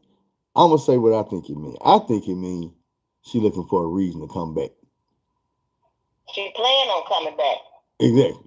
And if it's anybody else coming there, they gonna know she been there. Two things. She plan on coming back and she marking her territory. Yeah, she letting somebody else know, because see, if another woman come over there, she gonna pick that up and look at it like, because this way we do it. And it's gonna cause a problem. Wonder who this belong to. And if you got a girl, she leaving on purpose because she gonna break y'all up and she thinking she gonna move in that spot. Because tell him this. Now when I pick it up, now first, I'm hot about you. I'm ready to give you some of this. Then I pick up her shit and look at it. Now my feelings are kind of right. But see, this thing, right? It don't work like that with me. Cause I can come to your house and we naked and we done got into this, and I look over and see a size 15 Jordan, knowing I wear a size 11 and a half. Oh, they gonna make me do a here and get it and get on down. I ain't gonna look at you like, my shit don't even work no more. But see, women, y'all should have dry up. Now I don't want you. Right, the mood be gone. So tell him when they leave something behind. Look, he say, look, he say, I told her she was leaving it. She ignored me. He should have put it in the garbage. I forgot what rap song it was, but a nigga said I put the bitch out because she was trying to leave her weed. I think it was Pooh Shiesty. It might have been Big 30. It was one of them. I put that bitch out because she was trying to leave her or leave her weed or something. Are you telling me he should put it? If he don't plan on her coming back, or he don't plan on her leaving no stipulations for nobody else. When she come back looking for it, girl, I threw that way. I just figured you didn't want it. Hey. You left it here. If you leave it here, you don't want it. This for all the fellas. Am I wrong? Y'all done heard the story about Megan and all that. I still got Megan bra and panties in my top drawer up there in the room. They been in that motherfucker about 10 years. She left them at your house.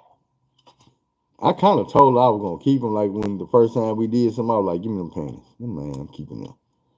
And then she was like, well, shit, nigga, if you going to keep them, you might well take the bra go with the panties. That's your souvenir. That's your souvenir. I guess you could say that, but I ain't never really kept no other bitch panties and shit. Man, it must be something on these mattresses, because they dragging these mattresses. I got this from my big cousin. I ain't gonna lie, when I went to Georgia, my big cousin had a panty drawer. It was his underwear drawer. But if you go to the back, to the very back of the under, and it was, you know how the dressers used to have the big drawers, they had a slim one for the socks and shit. He had one of them slim ones. It was underwear. But way in the back, that motherfucker was full of thongs and shit. He like, yeah, nigga, this such and such right here. Nigga, these whatchamacallit. So when I got home, I used to think about it, but I ain't never do that shit. But then when I got home, I was like, give me the motherfucker. I'm keeping them. And then here come another man that put on one of them the Hazel suits. Now they dragging the mattress. Yeah, damn. There must be some bed bugs. Because they is acting. I wish y'all could see this. Boy. Yeah, damn. Man, I'm nosy as hell right now. Them over with the mattress and shit, bed bugs.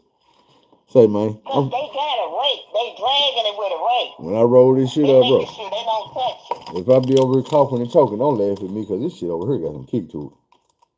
This shit, called shotgun wedding.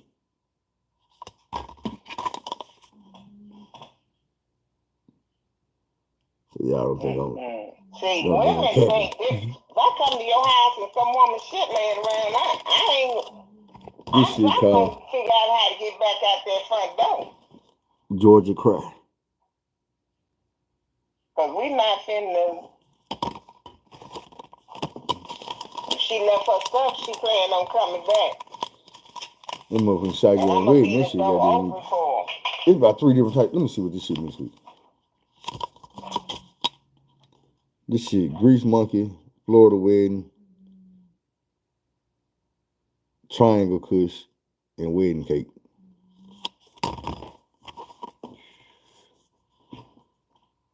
What you say about them folks all the time to beat the bed bugs out of bed?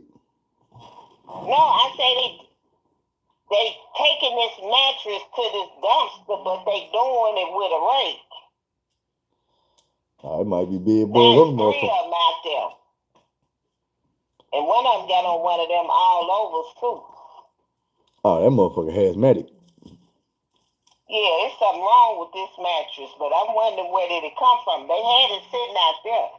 And I was wondering who What's up with it, bro? Let me go back and read these They comments. have no eyesores out here.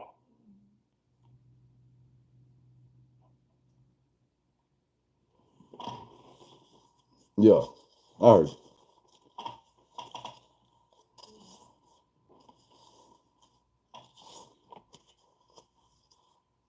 Them Who watching? ibuprofen is the shit, cause I mean they knocking the pain Oh, out. you talking about his baby mama ain't gonna never stop watching?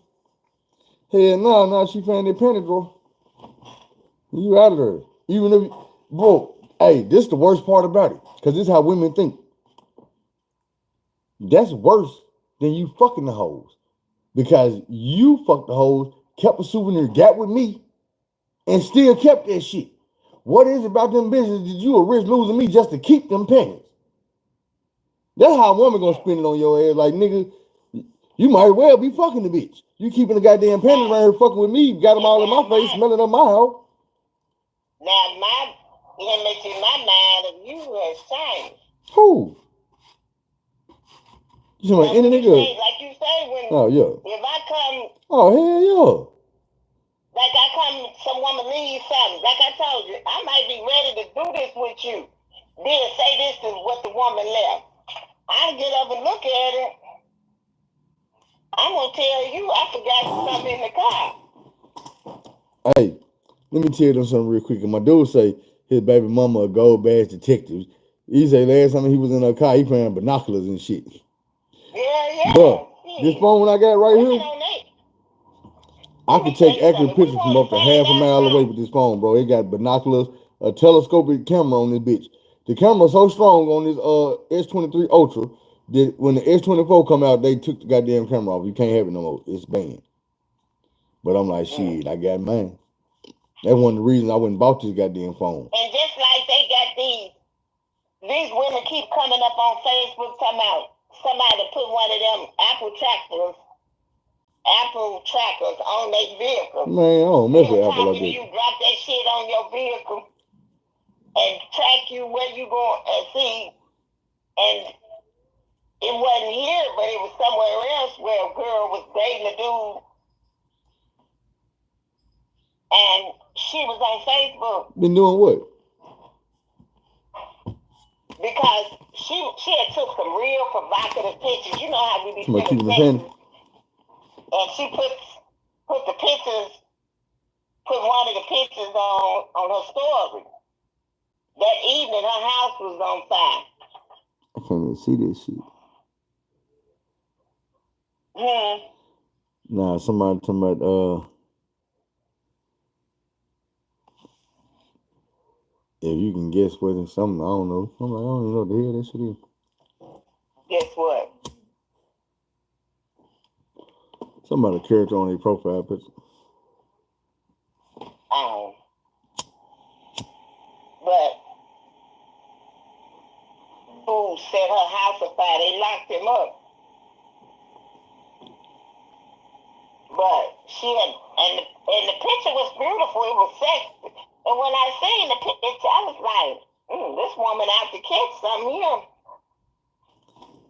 That evening, she was videoing, her shit was on fire. And I said, when I seen her, I said, shit, whoever she dating. And there was a woman here, she had 2 coffee shops. It was on the news. And I guess she had left too long. She trying to do her thing. Shit, he set her shit right on fire. Man. They locked him up. I'm gonna tell you what I ain't gonna say I'm scared of, but here I am kind of scared of artificial intelligence. They keep talking about that, but I'm trying to figure out what is there to be scared of. You don't know? Mm-mm. Okay, put it like this. I can use artificial intelligence.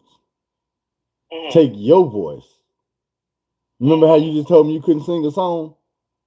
Mm-hmm. And make me sing a song. I could pick any video song in the world and have it being sung with your voice like you a top 10 artist in the world. Guess what else? Mm-hmm. I can also use your face where it look like it's really you singing this shit. Mm-hmm. You know what else that means? I can use your voice and your face saying, I'm going to blow this up. I'm going to eliminate this person. And I'm going to do this. And then next thing you know, the FBI be at your door like, oh, yeah, you going to do what? And you be like, I ain't saying nothing like that. Whole time, artificial intelligence said it. But they don't know the difference because it look like you and it sound like you came from your IP address. And you like, well, I don't know how nobody got in there. Didn't nobody do that. Artificial intelligence did that. The IP address part, that's the part that's scary. Now, this is what I'm saying right here. That ain't the scary part. This is the scary part. The people who invented that shit, you know, they've been trying to do it for 20, 30, 40, 50 years. The people who made the breakthrough and invented that shit got scared and quit. And they say, hey, man, leave that shit alone. Leave it alone. And people are like, why? And you're like, man, look, you giving a brain to something that don't have no type of morals. Something that can outthink you, but it don't have a conscience. And then you got them scammer people, they don't have no conscience either. Thing is, you can't control artificial intelligence. It's intelligence. It's not an artificial dummy. This shit is the utmost intelligence. It's downloading everything smart every second of the day. Everything you know, that motherfucker know. Everything I know, that motherfucker know. If you text it in the computer, artificial intelligence know it. If you send it in a text message, artificial intelligence know it. FBI don't know it. The hackers don't know it, but guess what? Artificial intelligence linked to everything moving. It know it. You can't control it to make it tell you, but if it wanted to, it could. You can't stop it.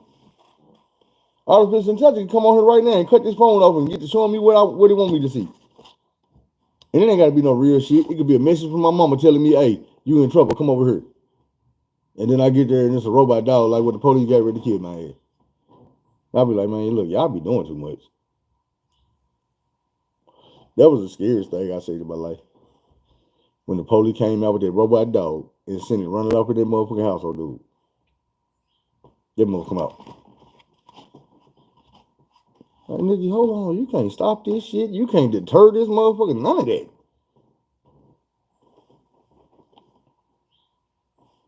I was thinking the other day. Nah, let me quit thinking like that. It's almost 9:30 in the morning. Well, I'm finna go get my hair cut. Right, because I'm finna go after and do my walk. And come back and start ironing these shirts and taking pictures of them. I'm selling clothes. I washed them yesterday. Ain't nothing wrong with it. I think I seen the advertising. I seen like some hats and scarves and stuff. Yeah, I made those. I know. I seen that. I got 3 left. I need to repost them today. I sold one of them. No. But I'm gonna get off and get about my day. I'm gonna finish smoking this blunt, chop it up with my people right quick, Okay. and then I'm gonna get me some sleep in. Don't forget your mission. I sent you on a mission. You sent me that picture you said you gonna send me? Oh, and my friend. Yeah. I will. Even though I think And I know. I sent you on a mission. Need to holler at your boy. Oh yeah. Okay. Talk to you later. All right, I got you.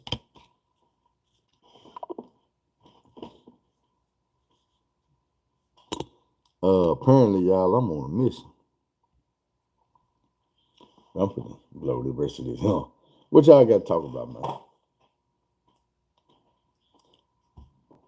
I'll be on this morning mission.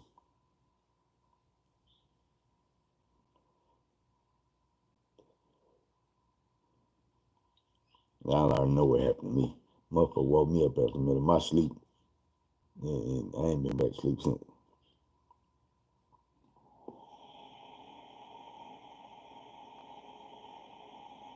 This shit right here got a nigga blowed.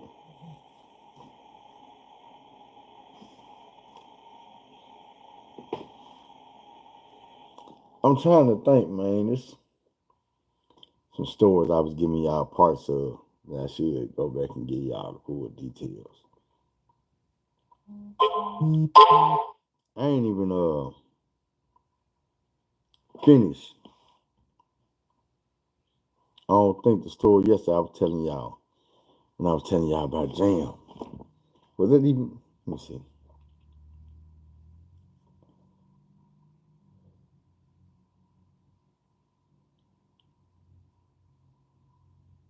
I know I told y'all the part where I found out the barber was my cousin. We was outside the studio. And the nigga had told me my sister name, my mama name, gave my grandma name address. Like, nigga, we used to babysit y'all back in the day. And I called my mama right there on the spot on that nigga. Like, Mom, you know this nigga? She was like, yeah, that's your cousin. I'm like, damn. But, and that ain't the first time that had happened to me. I had found another cut, but this was in the junk. And that fucked me up because I went through my whole time in the junk with like no family, no. Every now and then I run into a nigga I knew from the street. But for the most part, it was niggas I had knew from the county or just niggas I had met at a different prison.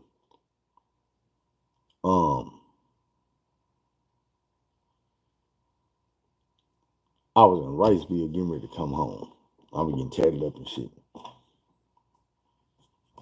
And it was a nigga in there. My cousin named Ricky Beck. And I'm like, man, we got chopping it up. And the people he was talking about, I'm like, man, I know that dude, man. No, because I told him I'm from Jacksonville. He was like, man, you know such and such. I'm like, yeah. He's like, yeah, that's your big homie, huh? I'm like, yeah, that's one of the big homies. He's like, yeah, that's my baby brother. Like, what? He was like, yeah, that's my little brother. So we could chop it up. I'm like, man, I'm supposed to be kin to dude some type of way. Thing about it is, I'm telling him like the way I was supposed to be kin to him, we really wasn't related because it was through my stepsister now.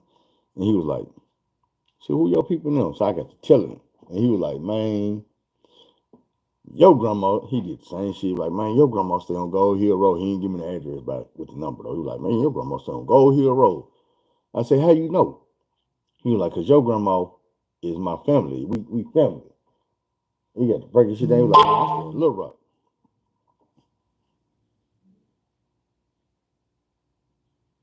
Why would she send the picture over here and not on? Now I gotta wait till I get off of here. But it look like the motherfucker I know. The girl though, I got a thing for the blonde too. Beautiful black woman with some blonde hair, boy.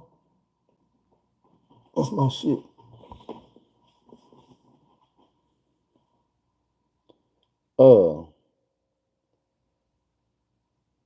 Me and dude got to chop it up. He told me. What's strange about that is, I went and checked on Cuz because he had to parole out to the country where my family from. I went and checked on him when I went up there after my grandma died. Me and bro was down here on some double date shit. He ended up in a relationship with a girl he was on the date with. I ended up being a little bit too strong-minded for the one that I was on the date with, and we went our separate ways. She must have went our separate ways for real, because the old girl, like I said, had moved in with my boy. I'm over there every day, and I never seen her again. So one day, I look up on Facebook, because she was my Facebook friend, and she pregnant and whatnot. I seen she was pregnant, but I'm reading the post, and I see my cousin comment on her pregnant post, talking about his firstborn baby, about to make him a grandpa. And I'm like,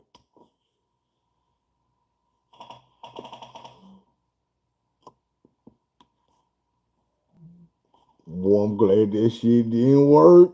Oh, I'm glad that shit didn't work out. Boy, that was my goddamn cousin. I'd have felt yucky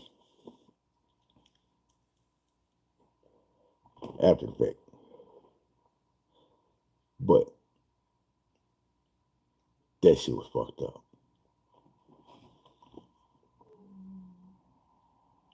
But y'all go, man. Everybody I see is at least double-digit people on here.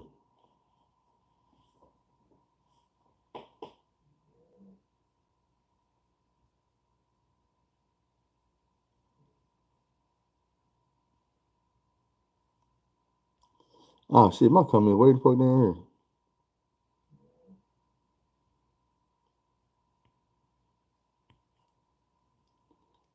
Y'all gotta give me a second, man. Go back and read these comments. I've been missing comments for a minute.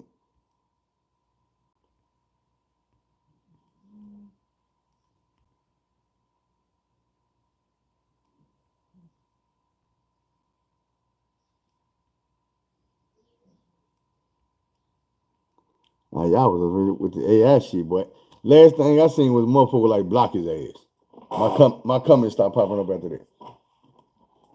But hell yeah, I'm telling about the AI shit. I'm like, man, that shit real, bro. Like, nigga, it's artificial intelligence. What do you do when the intelligence decide, you know what? This world would be a better place if humans wasn't here fucking with it. They fucking it up. We need to eliminate the humans, and the world would be perfect. The animals would go by doing what animals do. They eat the grass would replenish itself, the water would be clean, the air would be clean. What if artificial intelligence get to thinking like that? And we like, nah. And the artificial, look, you say nah because you're a human and you don't want to be eliminated. But for the better of the planet and everybody else in it, we're going to have to get rid of this one species. It's the humans. Y'all got to go because y'all always starting wars. Y'all always building shit, blowing shit up, tearing shit apart, killing shit, eating shit, destroying shit, blowing, you know what I'm saying? Like, dude, I had a theory way back when I was young. And I was like, look, they say ain't no life on Mars.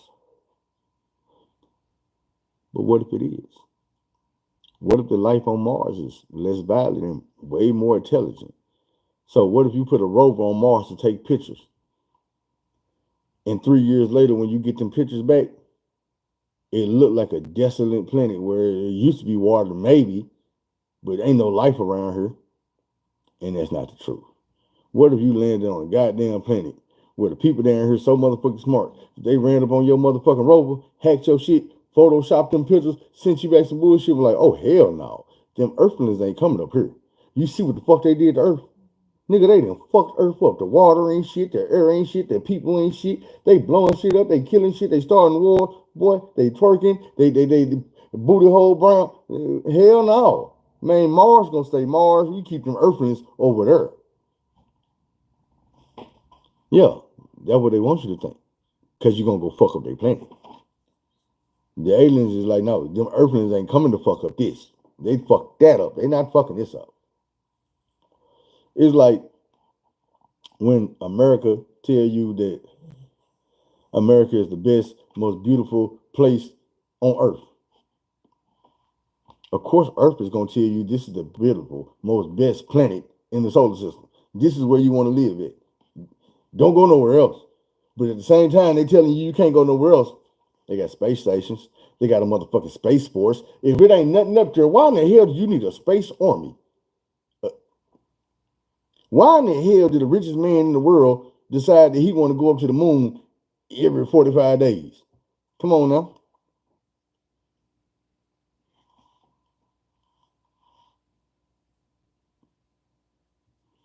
No, man, this shit past iRobot. Artificial intelligence way past iRobot, my nigga. Artificial intelligence is at the point where they wanted iRobot not to get to. It came in at that level. You see what I'm saying? Being able to think and control itself. Generate its own thoughts. This, man, look. If a motherfucking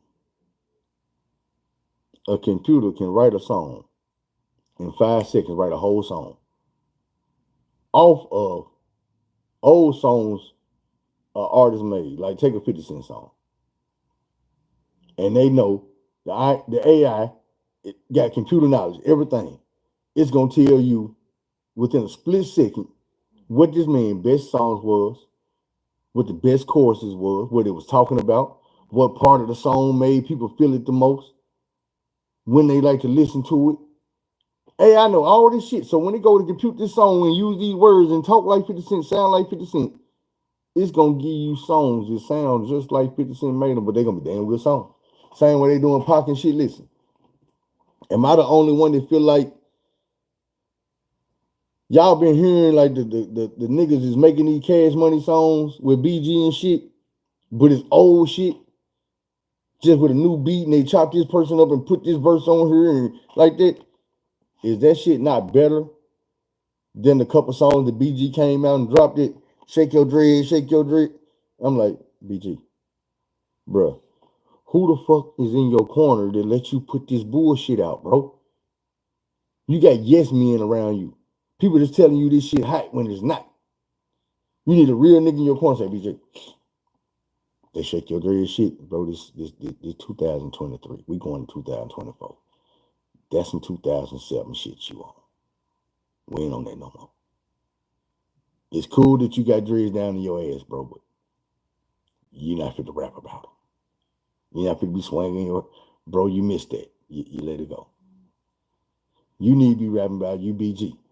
You kept it 100. You did this time. You ain't turned on nobody. You been this way since you were young. You had your dark days, but life's so better now. You went to prison, but you out now. That's what you need to be rapping about. Don't come out here and get right. Shake your dread, shake your dread, shake your dread. BG, you BG, my nigga. Don't do that. Don't do that. BG ain't a weirdo, man. BG is trying to get back into society, and he got the wrong people around him. You got to think about it.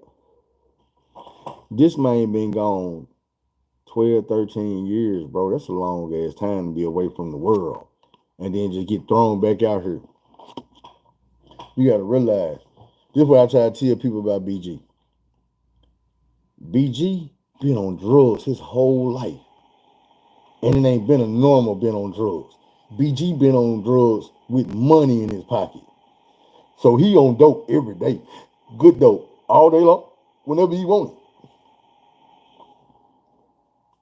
BG went to prison, bro. Cold turkey. On that dope. I ain't talking about none of that girl. I'm talking about that boy. That shit to grab you and hold you like this. When you wake up in the morning, you can't go use the bathroom. You ain't finna take a shit. You can't eat. You can't sleep. You can't fart. You can't nothing, bro. Shake, shiver, itch, scratch.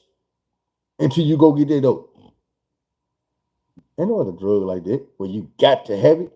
You might be fiending for it. Or let me go back. You might be addicted to it.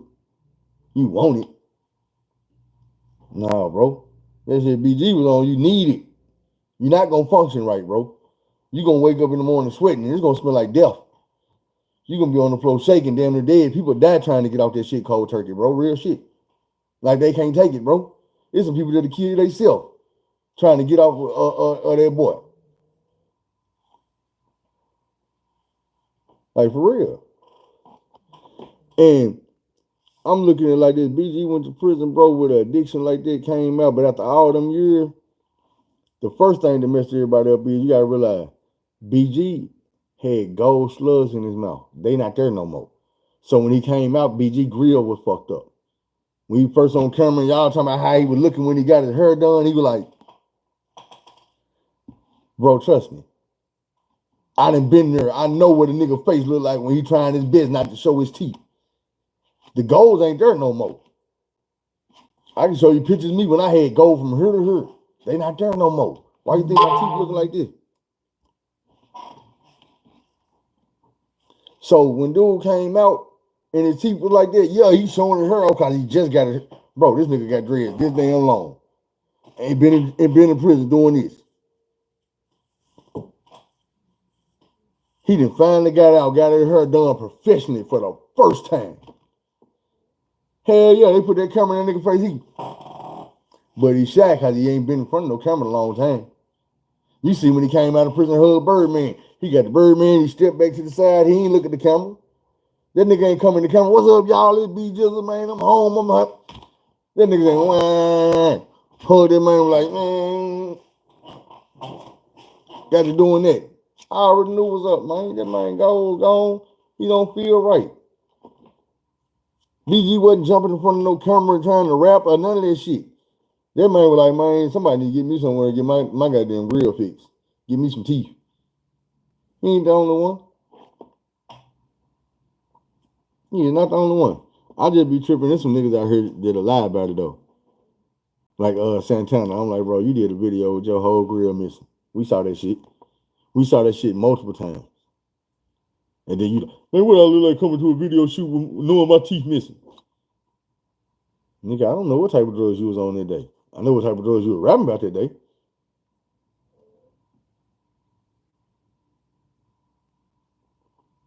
Man, I'm gonna get mine fixed regardless. I'm just saying though, I had to get to a point to do this YouTube. And it wasn't just my grill, but that was one thing about it.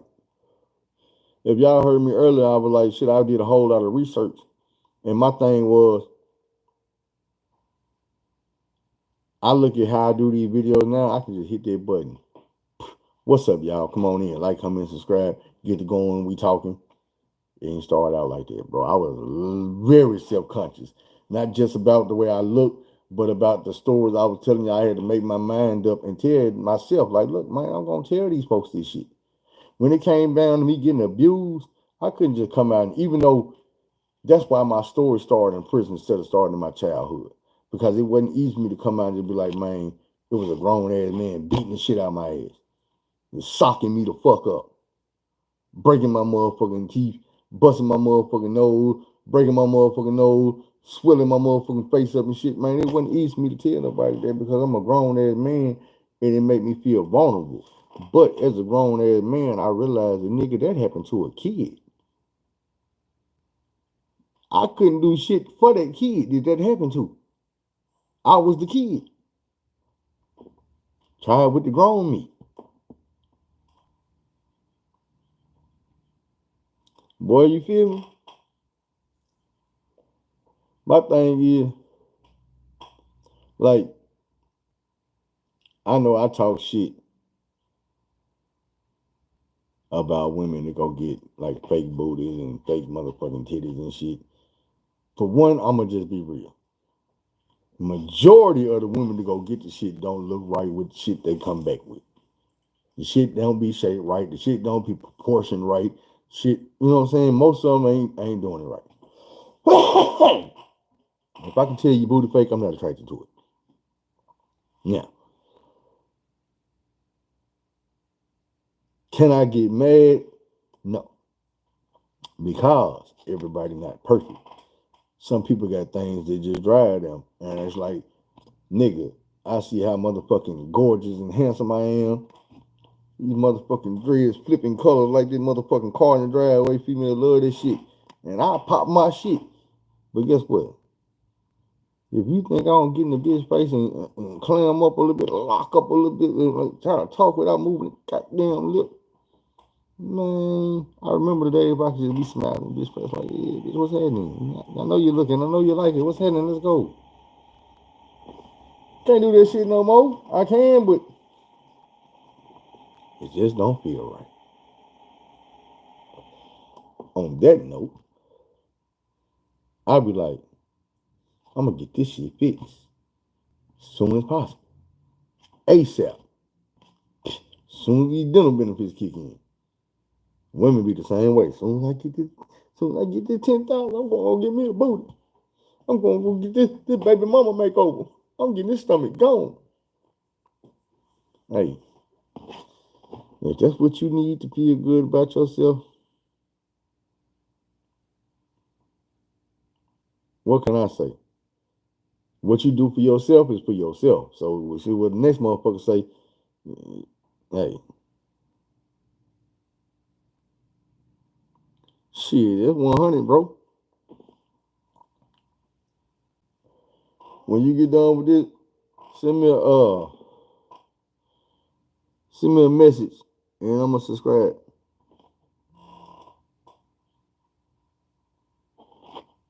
Cause I'm just gonna be real, bro. Look, I told y'all this before. I don't know if y'all heard it or not, but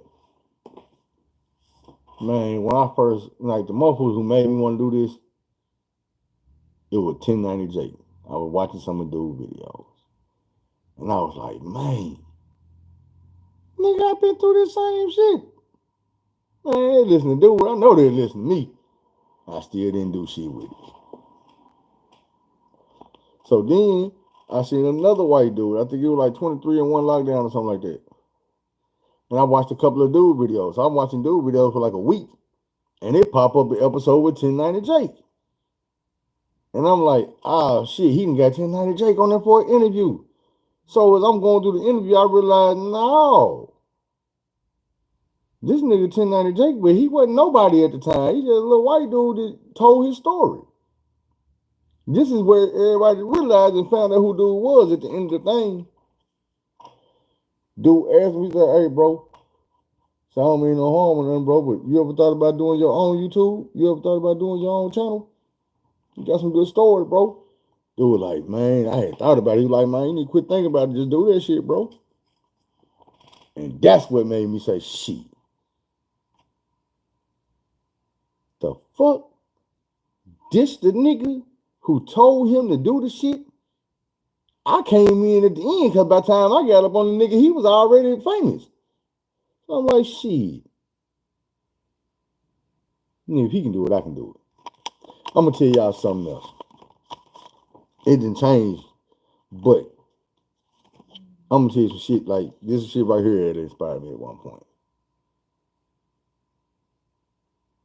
I remember when everybody was talking about Bankroll Freddy, and I was like, man, I ain't know what the fuck a Bankroll Freddy was.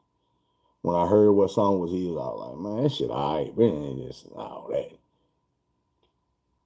Motherfucker like, nigga, you crazy. That nigga from the town, man. Somebody finally got on. We got to support. I'm like, nigga, I don't have to support nobody just because they from here.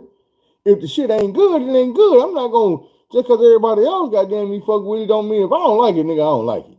But it wasn't no shit I ain't like. It just wasn't the best shit in the world. But one day I was scrolling through Instagram. I think I was on dog shit or something. And I seen Freddy. So I was like, man, let me go look. So I go back on dude Instagram and I see all the diamonds in the bank chain and the cars and shit, but I'm going all the way to the beginning. So I get to this one point and I start seeing this nigga in a Jimmy John hat with the apron on, sitting back in the restaurant like back with a handful of 20s and shit. Like talking on the phone and the Jimmy John working. Nigga had like a little bubble, it wasn't a bubble Caprice, he had like a Crown Vic. Like on some 20s or some 22s or something. And I'm like, you know what? It's a regular old street nigga. Most of his pictures was in the project, but he was a clean little nigga. He used to wear polos and shit. Air Max and shit. Matching and shit like I be doing. I'm looking at this shit and I'm like, you know what? Now I fuck with the nigga. And it ain't because of what he had on, what he was driving and shit. It's the fact that most niggas This round here talking about they had it working, they was doing this and that, and they was doing this and that. It's gonna go to their Instagram and scratch out all the pictures when they was broke. All the pictures when they were working at Jimmy John's. All the pictures when they was riding around goddamn me and goddamn me Crown Vics that need some paint on it. You know what I'm saying? That type of shit. They don't want you to think that I was out here with birds. Nigga, I had $50,000 goddamn me. No, nigga. I've seen these niggas posting pictures goddamn on Instagram and left him on there when he was sitting in the projects, goddamn probably had about $200-300 to his name. Nigga was working a job, getting a paycheck. You know what I'm saying? But I had bragged on this shit too soon because I went back like a couple months later and them pictures were gone. Everything was Louis Vuitton done, foreign cars, and I'm like, God damn, where the regular real nigga go? Shit, nigga, I get on and get rich right now. Whatever on my Instagram right now, that shit gonna be on there later on. Thing is, you go on my Instagram right now, you gonna, let me see if I can pull this shit up. I'll tell y'all what it is. It's weird, they got some numbers on it. There you go.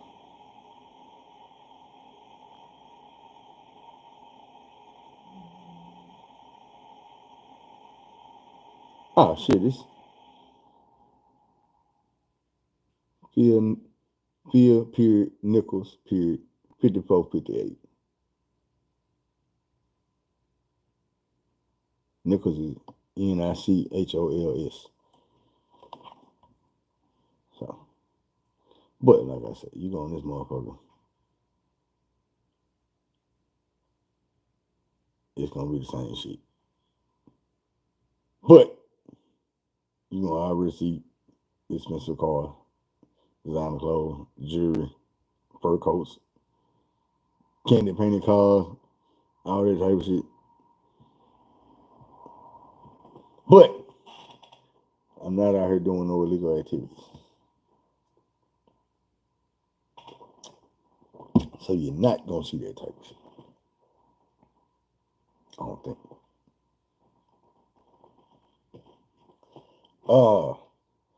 Man, it's getting about that time. Well, I'm gonna have to go get in bed. I've been up since about 3 o'clock this morning. I know I went to bed about 1.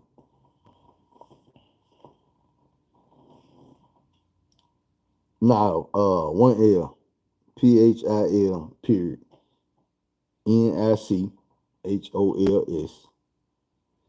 period, 5458.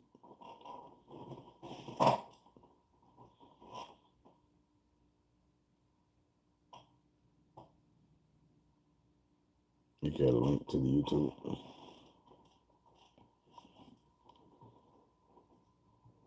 Yeah, man, y'all get that up on the Instagram. And then Facebook, I think it's Phil Nichols.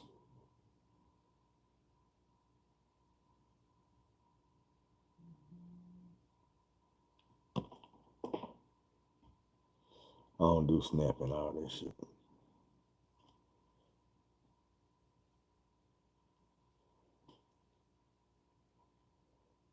Anyway, man, yeah. I done finally got sleepy, so it's time for me to go. And on that note, don't be afraid to take that long road. Say the wrong road. Do things the long way. Say the wrong way. Go tell somebody good morning.